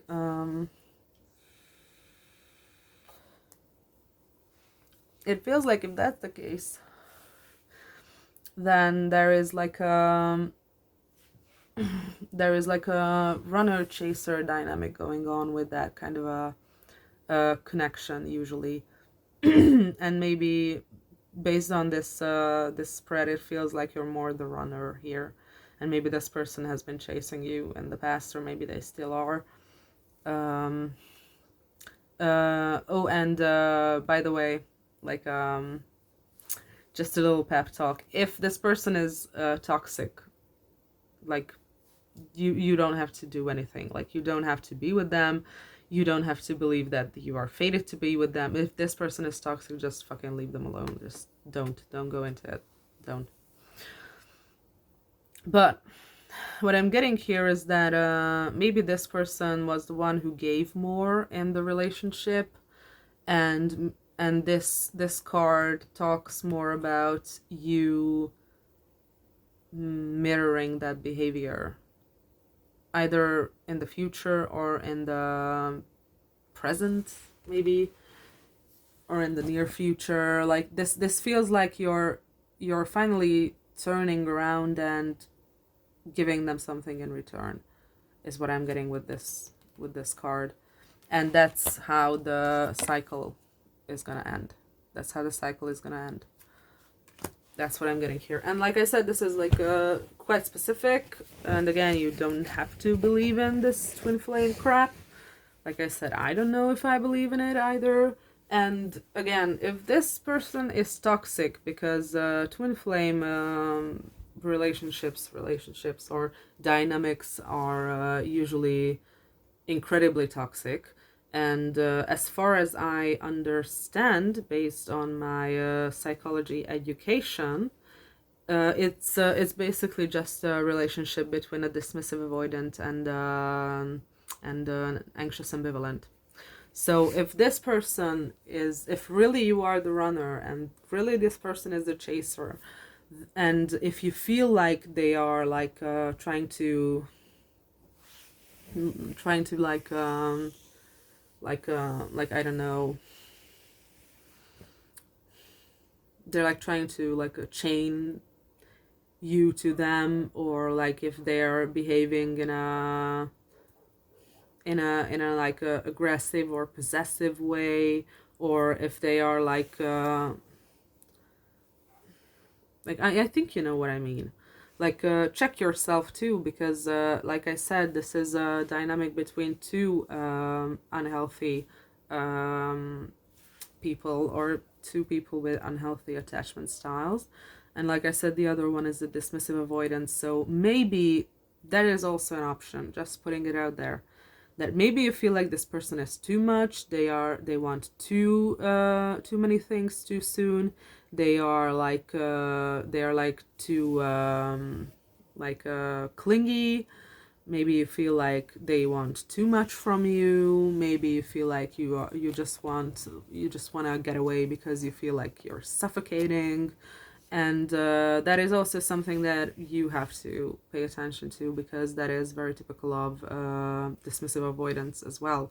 That even in a healthy relationship, or even with someone who has a healthy attachment style, they would feel suffocated, and they would feel like their independence is at stake, and they would need space. So this is just something to put it out there, that it's not just necessarily that this person is toxic. Maybe it's like a 50-50 thing. Usually that's what it is, what they call twin flames. It's a 50-50 thing. Okay. I think I'm gonna go into advice here. Let's see, what's the advice for pile 2, please? What's the advice for pile 2? What's the advice for pile 2? What's the advice for pile 2? What's the advice for pile 2? No? Okay. You have the Hierophant and the Queen of Pentacles. The Hierophant again. Again. Okay, so maybe you have mother issues. I'm not gonna lie, based on this. Maybe you have like some kind of a mother wound that you have yet to heal. Maybe something happened to your mother. Maybe your mother was abusive. Maybe your mother was emotionally unavailable. But there is something that is being traced back to your mother here that is causing issues for you in the present. And the Hierophant, again, this card has been like haunting me. It feels like you are not far away from finally realizing what that issue exactly is. It feels like with this combination, it feels like you're finally gonna understand how the relationship with your mother impacts your behavior in the present, and how it changes the way you relate to people, how it basically is the core of your attachment style. And like I've been talking about attachment styles here for a couple minutes now, it has everything to do with your mother, it seems. Again, that's something I can relate to. I grew up without a father, and basically all my issues are not everything, but a lot of my issues can be traced back to my relationship with my mom, which was not very good when I was a kid. So I can relate. But the thing here is that the way we behave in romantic relationships, the way we pick partners, the way we are in our romantic lives is based on our connection with our parents. It's based on how we connected with our parents as when we were children. It is absolutely based on that child-parent relationship that you had when you were a kid. That is absolutely what it's based on. And if you want a better romantic life, then you have to figure out what's wrong with your mom. Like, you have to figure out not just what's wrong with her, but how her behavior affected you, and how her behavior made you develop certain coping mechanisms or maladaptive behaviors that are still holding you back in the present. And with the Hierophant, this is telling me like I said, I've said pile 1 like 10 billion times already, but if you like want to check out some of my previous readings, like the previous 2 or something like that, this message came up. This message came up before, and I also have like a video that I haven't finished yet that I would have to finish, so not everything has gone out yet. And I think there are videos that has gone out yet, that have gone out that have this message. This feels like you finally figuring it all out. Like, it's the exact same message that I've been getting. Like, this feels like you finally realizing that you're finally realizing the reasons of why you are the way you are. And maybe you are not in a way that you want to be. Maybe you're not the person you truly are. And it feels like with this Hierophant, I have to say the same thing I said in pile 1 again, because that's what it gives me. This feels like it's like almost like you reaching enlightenment, or like like a Satori experience, I think is what it's called, and like this like pop cultural spirituality, or I don't even know how to put it. like this mainstream spirituality, I think is what it's called. But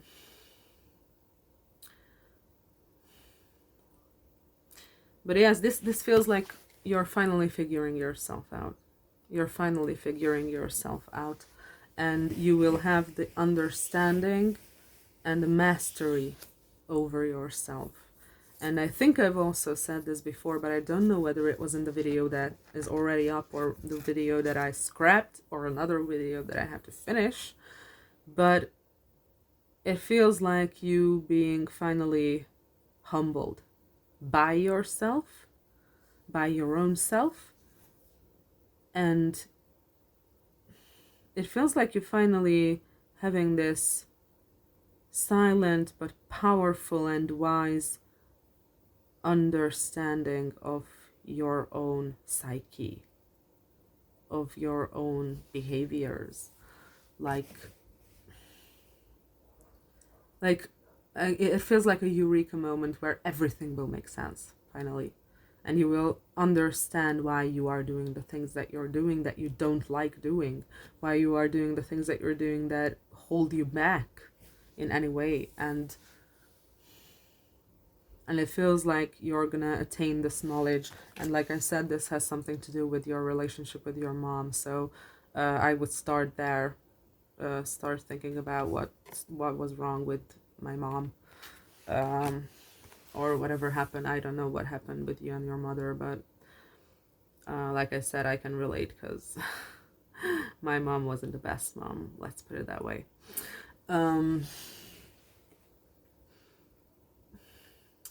But anyway, and again, I'm getting this message that you could benefit from like professional help. You could benefit by going to like a psychologist or a psychiatrist based on the seriousness of your problems, of your emotional scars or your mental scars. But yeah, this really feels like, this understanding feels like what I got through therapy. This is what this card feels like. Like when I finally got to the point, and I got to this point like many times, regarding many different maladaptive behaviors that I used to have, and some of them I still have. But this feels exactly like that, when you finally realize that, oh my God, so that's why I'm doing that. Oh my God, that's why I'm doing that. And you finally having the mastery over yourself and being actually in control, not just feeling like you're in control. Was the Emperor here in this spread, or was it in the other one? I think it was. Oh, it was here. Yeah. Because with this Emperor card, this felt like for me that you're just putting on a brave face. You're like pretending that everything is okay and like you're in control, and it almost also feels a little bit like a control freak of an energy. And I think Virgo was here. Yeah, here it is, Virgo. So you might be a fire sign, you might be a Virgo, but it feels like you have control issues. It feels like you have control issues, like you want to control things, and you sabotage a lot of things by trying to control them. And with this Hierophant card, this false sense of control, or this false control that is born out of fear and out of trauma and out of sadness, is gonna be replaced by actual control that is not like a neurotic kind of an anxiety driven feeling of I have to have everything under control, I have to know everything, I have to be like the king of the castle here, I have to hold it together, I have to. So that's not real control. That's not real control. That's control issues, and that's what's gonna be changed. That's what's gonna be switched up, and there's gonna be an actual feeling of control and an actual control over yourself. The thing is that people who have control issues want to control the outside world. They want to control other people. They want to control situations. They want to control how people see them. But that's not real control, because real control comes from the inside. Real control is not control over situations or other people. Real control is control over yourself, your behavior, your emotions. That's what real control is. And that's what I feel like you're finally going to understand. And it also has like a spiritual feeling to it. So like this feels like a almost like a meeting of spirituality and psychology. In your case, this is very weird, because that's basically what I'm doing with these readings. I'm merging spirituality and psychology, and that's something that that is like kind of my thing. But this is what it feels like, this card. Like you have a spiritual understanding, and it seems like you are a spiritual type of a person, maybe. And you also have a psychological understanding, an understanding from a behavioral point of view. So, and I know I've been talking about this Hierophant for a lot, and like I said, it came up in other readings as well. So really, just if this feels like it resonates, check out pile 1, check out my previous readings. Maybe you can find some good information in there as well. So I think that's where I'm gonna leave it. I've already been talking for a really fucking long time. So I hope you like this. I hope it could help you in some way. And see you in the next one if you feel like it. Bye. Hello and welcome, pile 3. You picked calcite, and it says busy times and multitasking. Take charge of your schedule during this busy time and honestly assess your underlying reasons for being busy. Let's see what the message is for you. Okay. Cleanse the deck real quick. Okay. So, please tell me about 5 of Wands, first card. Please tell me about pile 3's situation. Oh, that's a lot of fucking cards. Oh my god. Okay, we have the 8 of Cups, we have the High Priestess, we have the 6 of Wands, and we have the 10 of Wands. And that makes exactly 5 cards, which I usually go for. So, perfect. Okay, 5 of Wands, 8 of Cups, High Priestess, 6 of Wands, 10 of Wands. Yeah, with the busy times and multitasking thing, and honestly assess your reasons of being busy. 10 of Wands already resonates a lot, because 10 of Wands is like having your plate full. It's like when you're so busy and so overwhelmed that you like can't possibly take on anything else or anything new, because it's like your limit. You just can't do it anymore. It's like you just can't do more than you're already doing. Okay, let's clarify. 5 of Wands, please clarify the 5 of Wands. Please clarify the 5 of Wands. Okay. You have the Sun. Okay, please clarify the 8 of Cups. Oh. We have the Bouquet. And we have like, oh no, I'm not taking all of those cards. Sorry, I'm not. Okay, we have the Bouquet. And we have the Gateway. 2 is good. I'm taking 2, but I'm not taking the other 2. Okay. Please clarify the High Priestess. The Stork. It just wanted to come out. The Stork was the other one that I didn't want to take. Okay, the Stork. And please clarify the 6 of Wands. Please clarify the 6 of... Jesus. The Keyhole. And please clarify the 10 of Wands. Please clarify the 10 of Wands. This energy is like a lot quicker and a lot more agile than like pile 1 and 2 were. Please clarify the Ten of Wands. Please clarify the Ten of Wands. Thank you. The woman.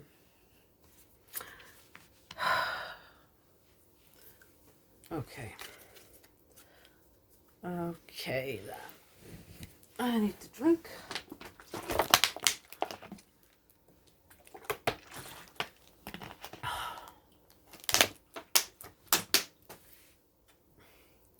Okay.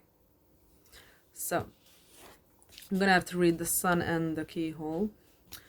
The Sun, I believe, is some sort of a huge success, but I'm gonna have to remind myself. The Sun. Happiness, victory, success, power, warmth, truth. An extremely positive card in the Lenormand text, the Sun is a card of victory, happiness, and success. As the giver of life, having the Sun in your reading shines a light onto the source, onto the situation, and the other cards within the spread. As the source of light, it not only brings happiness or hope to what can be negative, but it can also illuminate that which is hidden, bringing truth from the unknown. Okay. And we have the Keyhole. Keyhole. Endings, change, indecision, inaction, doubts. The card signals that one major phase of your life is ending and a new one is going to start. That's basically the same thing as the gateway, by the way. Okay. You just need to choose one door so the new one will open. Situations, things, and people that you have counted on or gotten used to may no longer be available to you in quite the same time, in quite the same way as they once were. This transition can be very difficult for some people. The change, though, is nearly always needed. Yes. And then there's the stork that's talking about, change, transfer, travel, tour, arrival or departure, return, reunion, birth, honesty. Don't have to read the rest. Okay. So, yeah. This, again, similarly to pile 1 and 2, feels like you are in the middle of some sort of a huge change in your life. Like there are some big things happening for you. Some big things happening for you.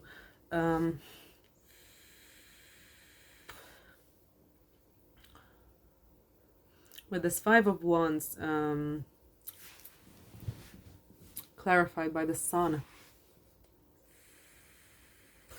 I'm gonna say that maybe you prefer to avoid conflict. Maybe you're like a people pleaser. Maybe you're just afraid of conflict. Maybe you just prefer to avoid conflict.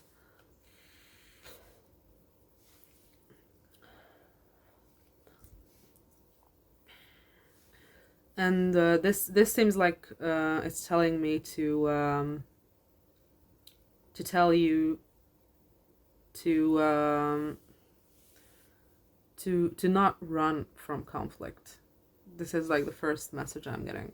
Like there might be like a conflict with someone, or you might be afraid of some kind of a conflict here, but clarified by the Sun, it's telling me that not only will you come out in a winning situation from this conflict, but this also seems to be like I am getting the feeling that you would break some sort of a pattern with this. Almost it feels like you going into a situation that has conflict and you standing your ground and actually like not going either overboard or so like finding like a silver lining between being too passive and being too aggressive would be like a huge win for you. That's what I'm getting, is that it's almost like you have a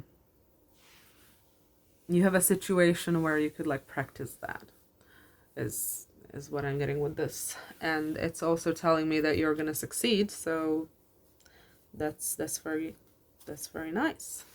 With the Eight of Cups and the bouquet and the gateway,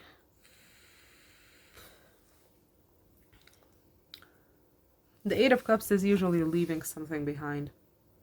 And with the bouquet and the gateway,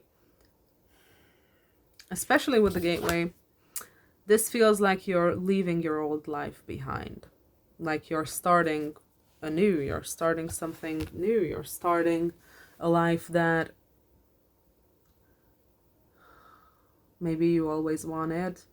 Maybe you always imagined yourself a certain way, and you were just like not exactly like that. But it seems like you're gonna go through some gigantic change here, and your life is gonna be better off because of it. And it has something to do with some kind of a romantic offer, maybe. Maybe this is talking about your romantic life going through a huge shift and a huge change.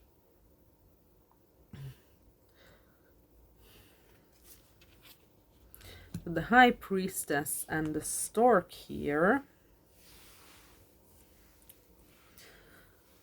I'm gonna say you probably are, I could read this a couple of ways. The first thing I'm gonna say is probably you have felt this. You like you might have had some sort of an intuition, some sort of a feeling concerning how your life is gonna change, and I'm seeing this especially like a romantic life type of a thing. Seems like you may have had some sort of a precognition or just some kind of an intuition concerning some kind of a travel, either a travel, this could be traveling, this could be like having a kid, this could also be like a move. Like maybe you're like moving houses, and you've had a feeling about this for a while now. Like you've known it. You've known that this is gonna happen, or something like that.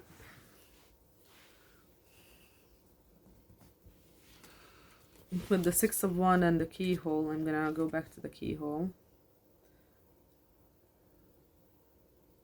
Yeah, that's what it says. Like the major phase in your life is ending. That's like the same thing as as the gateway. I'm gonna have to say that this feels like a listen to your intuition kind of a thing. Doesn't necessarily have to be, because we have the woman here as a clarifier, so this High Priestess could be talking about someone specific, probably a female. Maybe you're dealing with a female who has like a very good intuition, or who is like spiritual, very spiritual, or like something of the sort. And there is some kind of a travel involved in this situation, like you would have to travel to see this person or something. But what I'm getting here is basically a listen to your intuition reading. It's like Six of Wands is the card of victory, and it's pointing towards, it's looking towards the High Priestess. And it's the Six of Wands is clarified by the keyhole, meaning that, how do I put this? Like, I have a strong feeling here that this spread is giving me, but it's very difficult to put into words. It's very difficult to put into words. It feels like there is something connected to this person, either this person or your intuition, or both.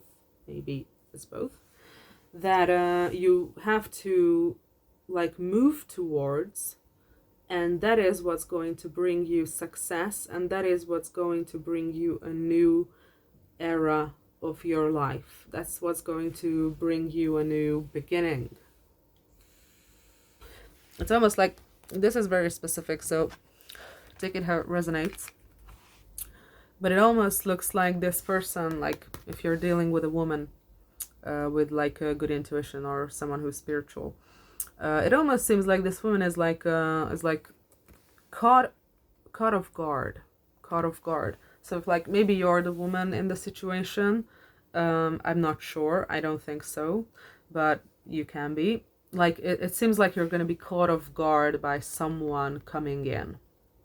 Or if you are like the male, the masculine energy in the situation, then it feels like your person is like not really, they're not gonna expect you to come in. They're not gonna expect you to like finally or suddenly, appear.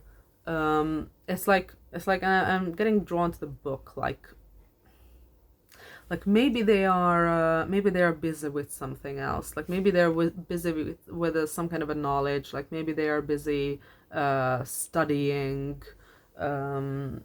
like maybe they're like in school or something of the sort, or they're like busy like teaching themselves a new skill or something like that, but they're like clearly being focused on their knowledge and expanding their knowledge. And then there you are, like suddenly coming in on this horse, and like I said, it's the Six of Wands, it's the cards of victory. Like you're finally, it feels like you're like especially with the eight of cups, like you're leaving something behind, you're leaving some part of your life behind, and it looks like you're like riding in victorious. You've triumphed over your difficulties. Maybe that is what is being maybe that is what the Five of Wands means here, like some kind of a difficulty in your life. But like I said, the most the easiest way to read this is like you may be a people pleaser, or you may be afraid of conflict, you may be avoiding conflict, maybe even with this person, but not avoiding conflict and going into it is what's going to bring you what you want. That's what's going to bring you what you want. Changing the pattern, changing your pattern of behavior, that's what's going to end up bringing you what you want. And like I said, this looks like you're like triumphant. You've prevailed over your difficulties, and you're like completely leveled up, or like something, there's something about you that is very different than what it like used to be, maybe. And like I said, it's like emphasized again by the keyhole, emphasized by the stork, emphasized by the gateway. It's like some kind of a huge shift is happening for you, and in the midst of that, or like conquering all that, that's when you're gonna like reconnect with this person who's gonna be like caught like totally off guard by this. Like they are like not expecting to hear from you. That's what I'm getting. So this could be like a no contact situation, like this could be an ex. I'm not really sure, but this person does not expect you to come in the way you are, or you will be. And with this Ten of Wands clarified by the woman, I'm gonna say that this person, has been weighing heavily on your mind. Right now, from the Ten of Wands, I'm getting a Nine of Swords energy. I'm getting that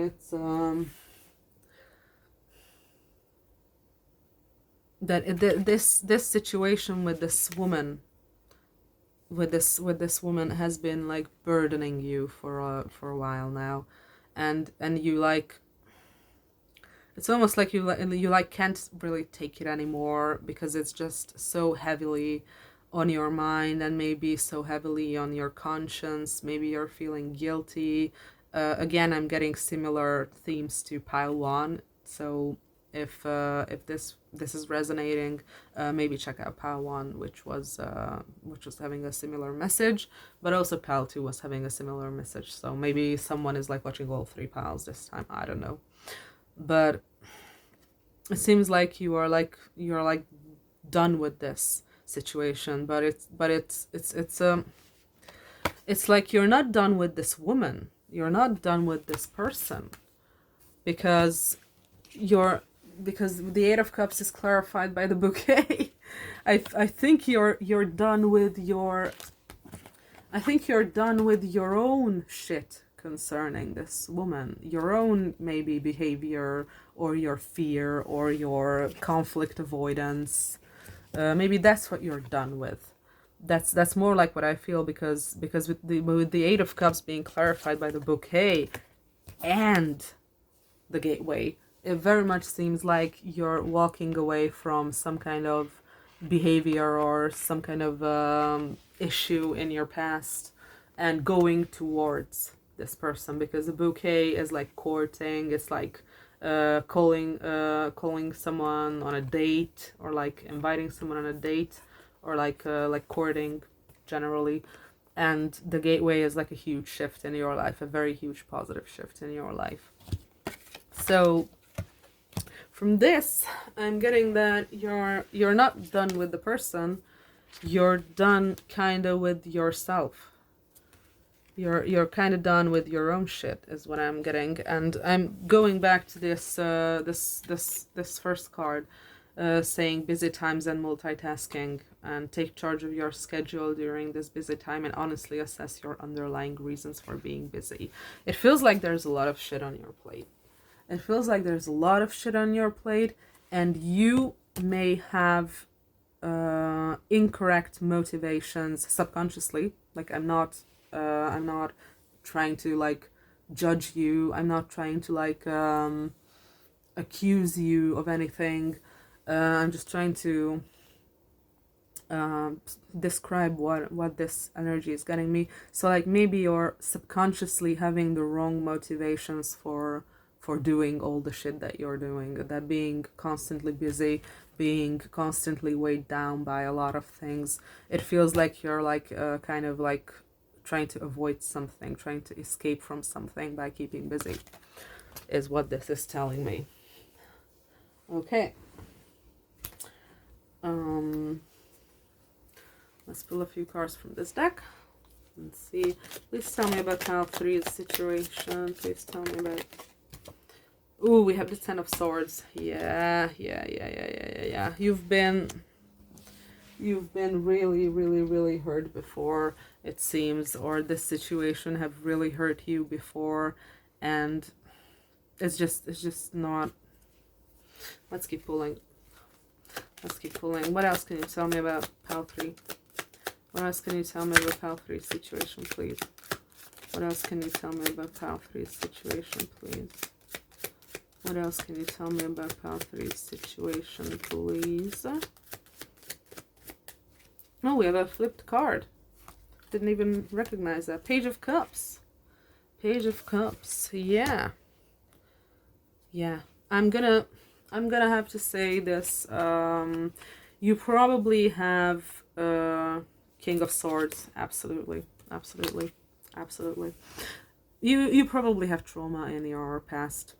Could be childhood trauma, but what I'm getting with this spread is that it could be also like romantic trauma. Like, by that I mean that maybe you've had past relationships where people ended up really, really badly hurting you, and you, as a defense mechanism, you kind of like shut down and like shut off your feelings, and you're like too afraid to like feel anything again, is what I'm getting. And that is also what's making it so difficult for you to like approach this this woman, this person. Like I said, this High Priestess could represent them also. Like, yeah, I'm getting that you have like some sort of a trauma, and that is what you're trying to leave behind.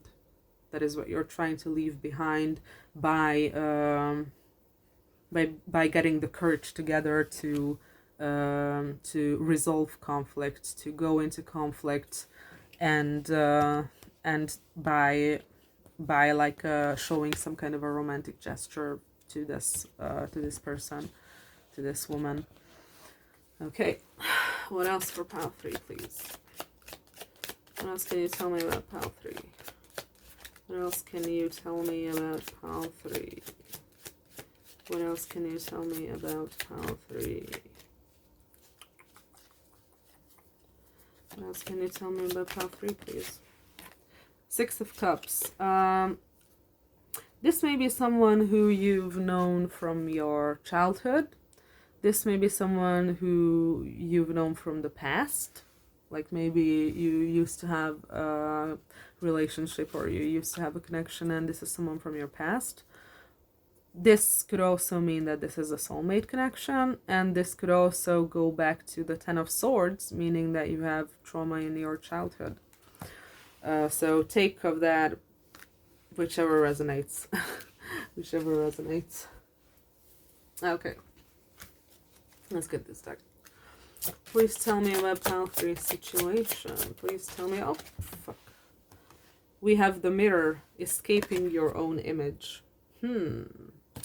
Yes, there's something here about denial. There's something here about denial. Please tell me more about pile 3. Please tell me more about pile 3's situation. Please tell me more about pile 3's situation. This. We have gift, the treasure inside, and look at the child again. There's a kid. So yeah, with the Mirror escaping your own image, and this assess why you're busy, and this gift card with the kid and the 6 of Cups, I'm gonna say that you have some childhood trauma that you need to face. You have some kind of trauma that you're running from, and it's very likely stemming from your childhood. It's very likely stemming from your childhood, and that's what I felt like you are like kind of done with that, like that's what I felt like you're gonna leave behind. That's exactly what I felt like you're gonna leave behind. Like there's a new start in your life that is not based on this whatever trauma you have suffered in the past. It is like something that's like something new. Sorry, my fiance just got back from home, so I had to pause the video, and now I'm gonna resume. Where was I? I think I was talking about how you might have some sort of a childhood trauma that you're like running from, and you might be running into work or just being overly busy, and that could contribute your feeling of like you just had enough of everything and it's just too much shit to carry at the same time. So I believe that's where I left it at. And I think I wanted to go into, which one should it be? Let's start with this deck. Okay, please tell me more about pile 3. Thank you. We have Grand Trine, blessings. Okay. What else about pile 3? What else can you tell me about pile 3's situation, please? Oh. We have Gemini, I think. So one of you might be a Gemini. Sun, Moon, Rising, chart ruler, stellium, prominence in the chart. Usually when I say. Doesn't necessarily have to be, maybe it's just that someone is like a very, maybe someone is an air sign. That's like Gemini, Libra, Aquarius. Or maybe someone is like more of an intellectual type of a person. And we have North Node. Whoa! North Node, life's purpose. So yeah, I've been talking about how it seems that you're leaving behind your issues that are mostly rooted in childhood, And maybe Gemini came out because this person is like studying, like I said before, with the High Priestess, that I got that energy that maybe they are like studying something. What else can you tell me about how? We have Scorpio, I transform. And again, I'm getting this transformation energy from you. From you. And Saturn came out at the bottom of the deck. I think Saturn Truth has been in all 3 readings today. I don't think I've said this in this reading before. Maybe I have, but this seems very similar to Pile 1 and Pile 2 both. Pile 1 and Pile 2 both seemed like the same person was listening to it. And now I have Saturn Truth in the 3rd pile as well, and this also seems like a similar thing going on. And I also have Virgo analyzed here, which also came out in, I think, Pile 2, and 11th house Friends, which I think came out in both Pile 1 and Pile 2. So, okay. So, based on this, you might be friends with this particular woman that we've been talking about. Or you might be like in the friend zone, maybe one of you friend zoned the other or something of the sort. And Virgo is here, so that's Sun, Moon, Rising, Stellium chart ruler again. Someone here could be a Virgo. Someone here could be having prominent Virgo placements. And since we have both Gemini and Virgo, which are both ruled by Mercury, I'm gonna say that mercurial energies here might be important. And Mercury is the planet of communication and the planet of information, studying, and anything of the sort like that. And we also have Scorpio, so again, someone might be a Scorpio, Sun, Moon, Rising, Stellium chart ruler. But with this, I'm getting the transformation is the important part. Like, I transform, that's the important part of the card. Let's see if we get something from this deck. Please tell me more about Pile 3's situation. Please tell me more about Pile 3's situation. Please tell me more about Pile 3's situation. Please tell me more about Pile 3's situation. Please tell me more about Pile 3's situation. Please tell me more about Pile 3's situation. Doesn't seem like I'm getting any. Okay, there we go. Solitude. Alone but not lonely. Solitude.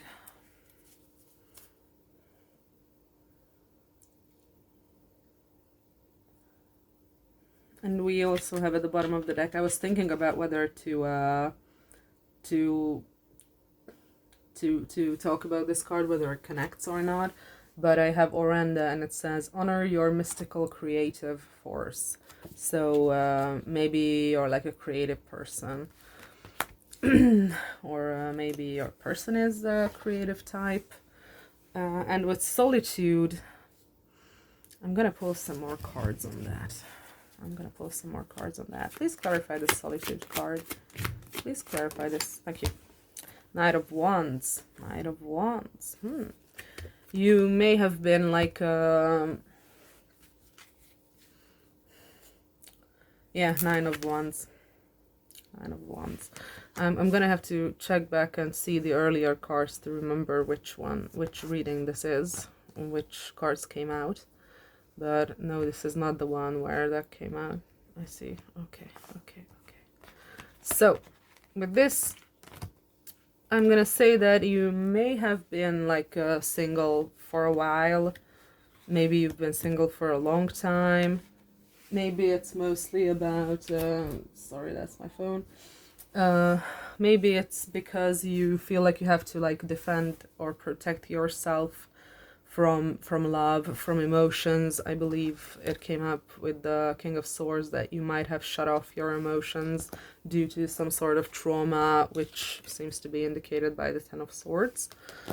So it looks like with the Solitude card here, I'm getting several messages, but the most prominent one is that you may be single for a long time, or may have been single for a long time, or just never really had or just haven't really had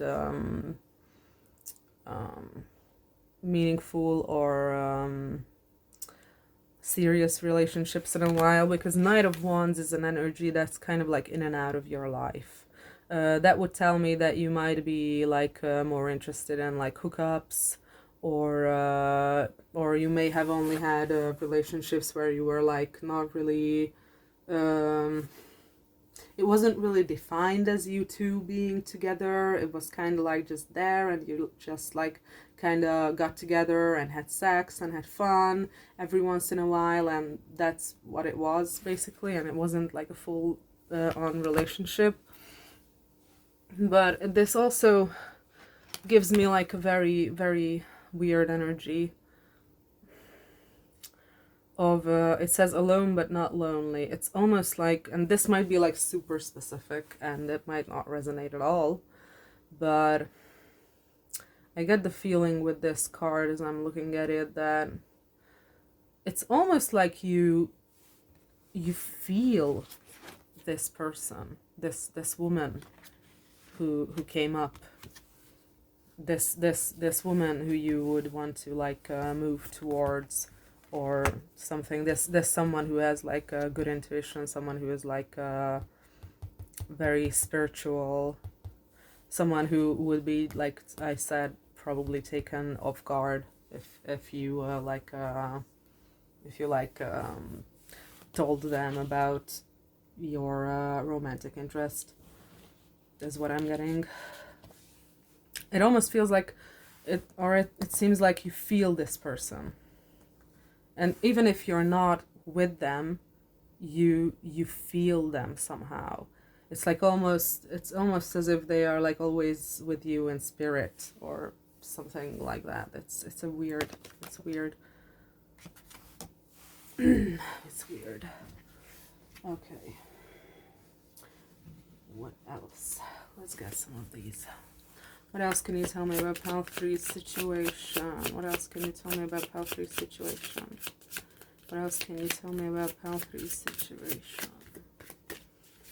What else can you tell me about Pal 3's situation?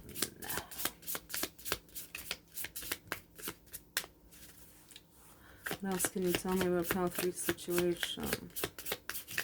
Doesn't seem like I'm getting anything from this deck.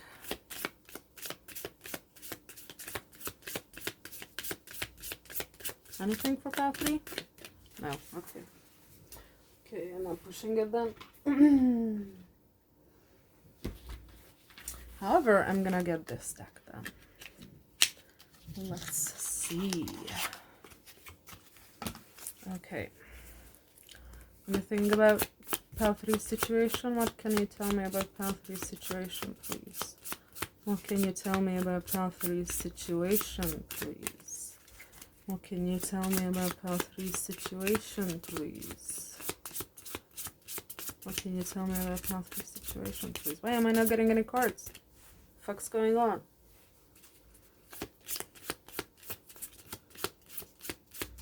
Can you tell me about Pal 3's situation, please?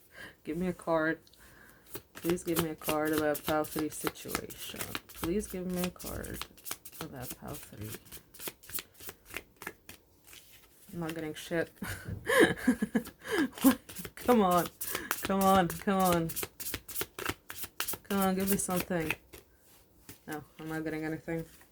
The bottom of the deck, however, is dreams. So you might be seeing this person in your dreams. This person might be appearing in your dreams, or this person might be like a dream to you. or something of the sort. There's some kind of dream connection here. Like maybe you appear in each other's dreams. Maybe you're like connected through your dreams, or something of the sort. That goes back to the feeling that I said this card gave me. That it's like you're always together in spirit, almost like. That's exactly the kind of vibe that this gave me.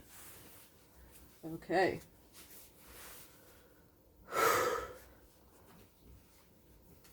Let's see. What else can you tell me about Pal 3 situation? Oh, I haven't talked about the Grand Trine card that came out, but I don't feel like I have to, because it says Grand Trine blessings, and the Grand Trine is like a very good, it's like a very great, it's one of the best, formations you can have, either in your birth chart or in your synastry chart. It is a very positive, very harmonious formation.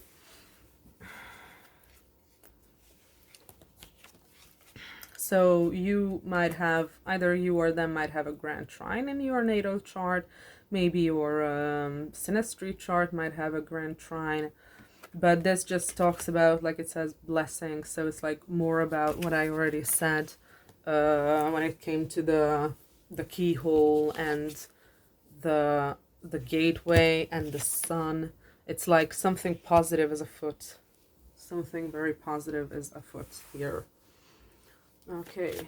Please tell me more about Pal 3 situation. Please tell me more about Pal 3. Okay.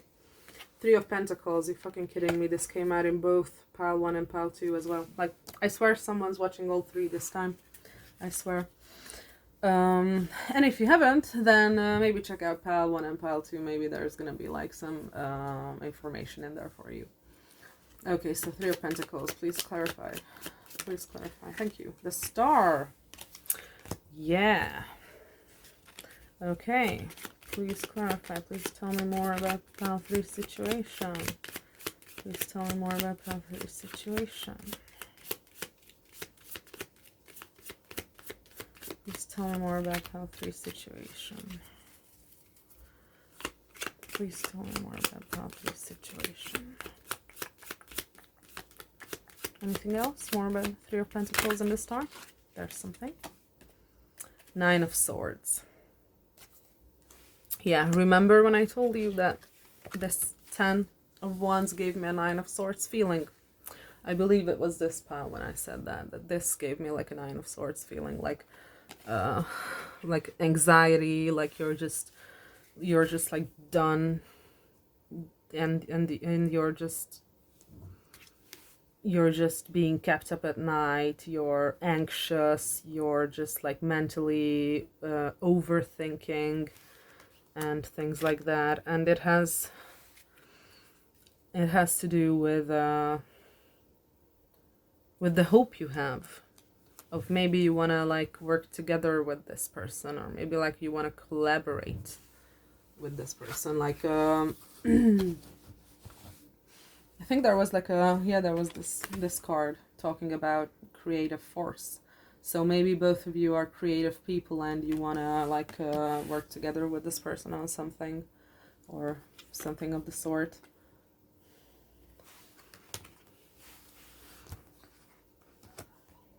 But it's like you're really hoping for something here. You're really hoping for something. Can you tell me more? Thank you. 7 of Pentacles. This is more about work. I think what I'm getting here with the 9 of Swords and the 7 of Pentacles is your like the way you like cope, which can go back to the 9 of Wands, that you're basically like in self-defense mode, and like the way I talked about the 10 of Swords, the trauma that you seem to be leaving behind here, and the beginning of the reading, I think it was at the beginning or somewhere along the beginning, where I said that it seems like these two cards, the 6 of Wands and the High Priestess, that it looks like you have like, because like Six of Wands is like a victory card. It looks like you have like conquered your demons basically, and then when you're like already victorious, then you like ride in and go talk to this person, or go ask out this person or something like that. And I think the Seven of Pentacles and the Nine of Swords talks kind of about what you are leaving behind, because this looks like exactly what this is saying, and what I probably have described before in this reading. Unfortunately, I can't remember exactly what I already said, but I'm going to say it again. That you're burying yourself in work to forget about something or to suppress something. And that something seems to be both the trauma and this person to an extent. But I feel like you have like a very complicated relationship with this person. And by that I mean not necessarily in reality, but in your mind. I'm getting that this is more like in your mind, that you're like anxious about it and you're thinking about it a lot, but at the same time you try to keep busy so you don't have to deal with it. That's kind of what I'm getting. Okay, anything else about pile 3, please? I have no idea how long this reading has been, so... Oh, we have the Knight of Cups. Yeah. We have the Knight of Cups. That's a romantic offer, indeed. Okay, anything else? Anything about the Knight of Cups? Anything more about the Knight of Cups? Oh. We have the Three of Cups. This looks to me, yeah, I was holding the deck upside down. Oops. And we have Strength at the bottom of the deck. And the Empress. And the Ten of Pentacles. Okay. Yeah, to me this looks like to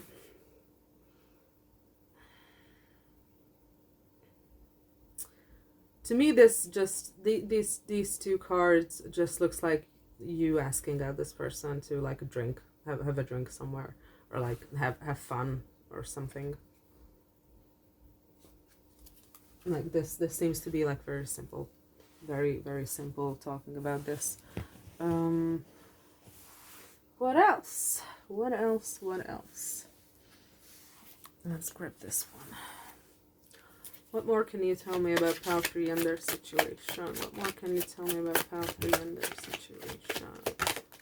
What more can you tell me about pile 3 and their situation? What more can you tell me about pile 3 and their situation? There has been a couple cards that almost flipped, but they didn't. Let's try again. What more can you tell me about pile 3 and their situation? What more can you tell me about pile 3 and their situation?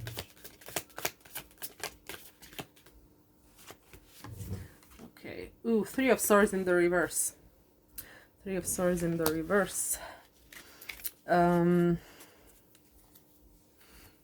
I interpret this as your past heartbreak holding you back. And not just your past heartbreak holding you back, but your past heartbreak healing, because it's in the reverse. Okay. What more can you tell me about pile 3 and their situation? What more can you tell me about pile 3 and their situation? Okay, it's difficult to get back into the energy once I left, so trying to like do just that.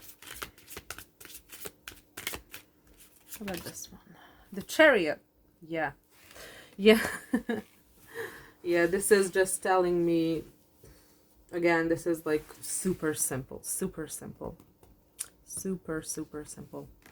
Like I talked about the Nine of Swords and the Seven of Pentacles, like your anxiety and how you bury yourself in work to escape it. And this combination just tells me that as soon as you manage to heal your trauma around relationships or your heartbreak, like I think I said with the Ten of Swords that maybe someone in your past really, really, really broke your heart. Maybe you're still like stuck on someone. And this shows me that as soon as you are able to heal that, the situation is gonna move forward quite quickly. Like there's not gonna be a lot of obstacles. I'm not seeing any obstacles. I'm seeing you approaching this person with like an offer of some sort. Like it looks very casual, actually. It just looks like as if you were like asking out this person for a drink.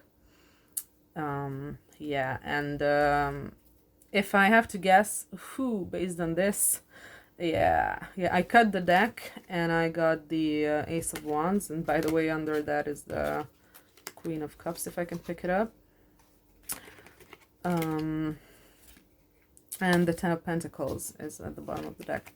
So based on these two cards, it might start out casual. It might start out like you're just having fun, you're just having a drink. There's like a strong sexual attraction. Maybe you two will have like an affair of some sort. Maybe you're gonna like have sex. Like it's probably, if you two end up meeting up for drinks, it's probably gonna end up with the two of you hooking up. But it's gonna go further than that. It's gonna go way further than that. Like you might end up marrying this person, or you might end up building a family with this person, is what I'm getting with these cards.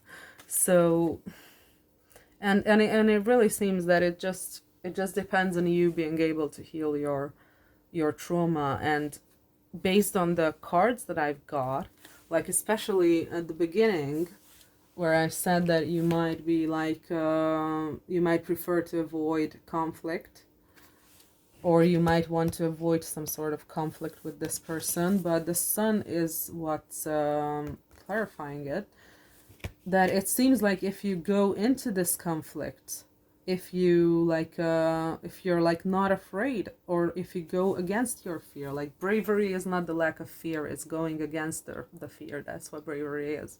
So if you are brave and you go into this conflict and you try to solve it, that's gonna be the answer. That's gonna be what's gonna move you forward. So like maybe you've had an argument with this person in the past. Maybe you have had like I don't know, some kind of a disagreement. I have no idea, and maybe you're like afraid to approach them because you're afraid that they're gonna be like very combative. They're gonna be like very argumentative. But it seems like the way this starts is you going against that fear and going into that conflict and solving that conflict. And it really feels like again, you either might be like avoidant or like a people pleaser, or maybe both. But this really looks like your conflict resolution needs work, and your conflict resolution can benefit from directly going into this conflict with this person. Like I can't tell you how they will react. Maybe I'm gonna pull a card if you wanna. Well, of course you can't tell me if you wanna, but I'm gonna assume you wanna. So I'm gonna pull a card on how they're gonna react, but it seems like it doesn't really matter how they're gonna react, because this is what's gonna bring the situation forward. And I cut the deck and Justice came up. Oh, and the Empress, by the way. So this person is gonna be very fair with you. This person is gonna be very fair. Like if you don't want to have this conflict with them, I'm not really seeing them as argumentative or as mad or angry. I'm seeing them as being fair. Like they're gonna protect their themselves. Like if anything happened that would warrant that. Like they're gonna stand their ground, but they're not gonna be unfair to you. They're gonna be very fair to you. So they just wanna balance the scales. quite literally. They just want balance, is what I'm getting with this card. I don't know your history with this person, but there may have been some sort of an imbalance in your dynamic. And it seems like they just want that gone. They just want you two to be on equal ground, on equal footing. They just want this to I get the feeling that they want this to work out, but they are okay with it not working out if you two can't get on the same page about what you want. So I'm getting that this person is like, this feels like a very healthy energy. Like, your energy feels like you're kind of afraid of them being petty, maybe. Your energy comes across as much more like an avoidant type of an energy, and this energy, their energy, comes across as like a much healthier energy. Like, they're not gonna take advantage of you if you like apologize to them if something like that happened. They're not gonna take advantage of you like being vulnerable with them. They're not gonna let you be unfair to them either. They're not gonna let that either. So this feels like someone with healthy boundaries. This person feels like someone with healthy communication and healthy boundaries, and that's what you can expect if you go ahead and talk to this person, or if you ask them out, or whatever this is. That's what you can expect. A person with healthy boundaries. That's what I see here. That's what I see here. And as I said, we also have the Empress. I'm holding it upside down again. As I said, we also have the Empress. So they're gonna stand in their power. But that doesn't mean that they're gonna like want to like pull you down, or like push you down, or like step on you or anything like that. That's not what the Empress is like. The Empress is stern but empathetic, because the Empress is the amalgamation of all the 4 queens in the tarot. So in the tarot symbolism, so like they are the knight of they are the Queen of Wands, the Queen of Cups, the Queen of Pentacles, and the Queen of Swords, all in one. That's the Empress. So that means that, like I said, they're gonna be like stern about their boundaries. Like, if you would want to take advantage of this person, they're not gonna let you. They're not gonna let you.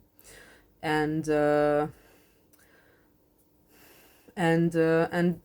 if there's like some sort of an injustice that has happened in the past, or that is happening, they're gonna call you out for it if there is something like that.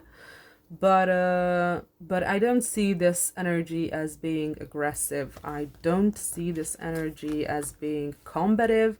This energy does not want to like play games. This energy does not want to like get into like a fight for dominance with you. This energy knows their worth and stands in their power, and they want the best for both of you. They want the best for both of you. That's what I'm getting with this, because the Empress is also very, very nurturing and very empathetic, and it's also kind of a mother figure, sort of. So I don't know, that could mean a couple of things. Maybe this person reminds you of your mother, I don't know. But or maybe this person is gonna be like the mother of your children, because if you look at her, she's like pregnant. And that's also something the Empress comes up as. So what I'm getting here is that, 1 second. Okay, so where was I? I was at the Empress. Like I said, this person seems like they have healthy boundaries, and this person seems like they're gonna be very empathetic towards you. Like, I'm not getting Queen of Swords and shit like that in the cards where saying that. So basically, I'm not getting the Queen of Swords as a card representing how they will react. I'm getting Justice and the Empress. this person is going to be very understanding with you. Like whatever happened between the two of you, they're going to be understanding, but they're not going to allow you to like step on them. They're not going to allow you to be disrespectful to them, or to treat them less than what they deserve. So they're gonna be very they're gonna stand firmly in their power. That's what I can say. But it's not like someone that you like have to be afraid of. This is not like a scary energy. This is just an assertive and healthy energy. This is what I'm getting. Assertive and healthy, and they want to balance the situation between the two of you. They want to find a solution. This is a good person. This feels like a good person. Okay. So I think I'm gonna go into advice and such, because I think I pretty much said everything that is here. And like I said, this is like extremely similar to the readings of the first two piles. So if this resonates, maybe check those out too, because all three readings seem to center around this this relationship with this person, and they all seem to be quite similar to each other in certain ways.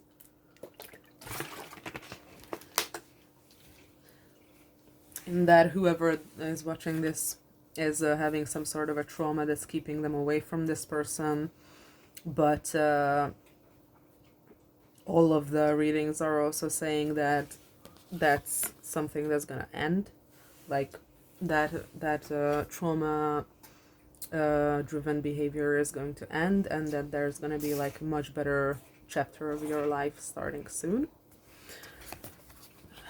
So today is interesting to say the least. Okay, what's the advice for pile 3, please? What's the advice for pile 3, please? What's the advice for pile 3, please? What's the Page of Swords. What's the advice for pile 3, please? What's the advice for pile 3? What's the advice for pile 3, please? What's the advice? I'm getting that Page of Swords is not actually advice, but let's see. Yeah, the Emperor. Yeah. Well, we have the Emperor and the Empress, so yeah, that's like a match. That's like a pair, and it's a very high level match as well. So I'm gonna the Tower. Okay, tell me more about this Tower. Came out in pile 1 and pile 2, by the way, also. So let's see. What about this Tower? I'm gonna start telling you in just a second. Yeah, Wheel of Fortune and 8 of Wands. Yeah, I knew the 8 of Wands is gonna come out because it's obvious. It's fucking obvious what the spread is telling you to do. Yeah. I can read this in a couple different ways. I'm gonna say all of them. So with the Page of Swords and the Emperor, I think this is not advice. I think this is what's going on. I think what's going on is that you're probably stalking this person in some fashion. Like maybe you're looking at their social media over and over again. Maybe you're looking at their pictures all over and over again. Maybe you're like trying to find out stuff about them indirectly without talking to them, without them knowing. And meanwhile, you're like putting on a brave face and like pretending that nothing fazes you, and like pretending that you're like not even interested in them, and you're like keeping it all inside. is what I'm getting here. But I can also read this in a way that that since they came out as the Empress and you came out as the Emperor, or rather the advice for you came out as the Emperor, this can also talk about how you're gonna have to rise to their level. You're gonna have to rise to their level in maturity, because like I said before, this feels like a very mature energy in how they're dealing with you, especially since you're expecting a fight. So maybe some kind of a something happened that left you maybe on bad terms or something of the sort. They're gonna treat this very maturely, and this is telling you to just rise up to that level of maturity and just do what they do. Be understanding, but also firm.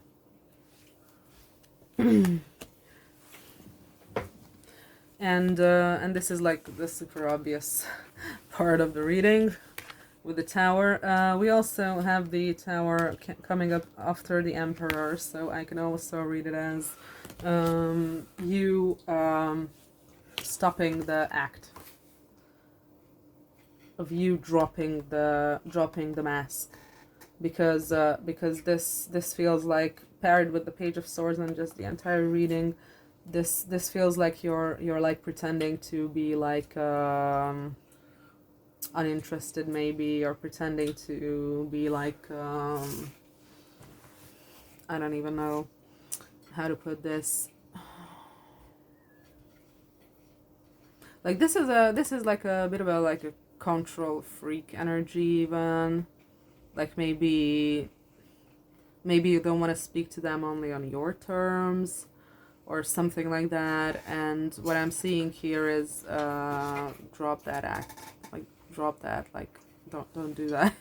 don't try to like control this person is what I'm getting with this. Don't try to control this person. They're the fucking Empress. They're not gonna let you anyway. So don't do that. And don't pretend like you're unfazed. Don't pretend like you don't have any emotions. Don't pretend like anything. You can be honest with this person, especially when it comes to these two cards, the Eight of Wands and the Wheel of Fortune, which is super obvious. Super obvious. Just clearly communicate with this person and everything is going to change. Everything. Just fucking talk to them honestly. Just honestly tell them what's on your mind. Honestly tell them how you feel about them. Just be honest. Just be honest, be clear. You don't have to like hide anything from this energy. You can be completely honest in why you did anything you did in the past. They're not gonna judge you, and they're not gonna make you feel bad about yourself. They're not gonna do that. If anything, they're gonna understand, and they're gonna try to help you. They're gonna try to help you, and yeah, that's how you change the cycle. That's how you turn the wheel. That's how you make things flow in your favor, so to speak, by being honest, by communicating with this person honestly and openly, and I think that's about it. And like I said, this has something to do with your personal development as well.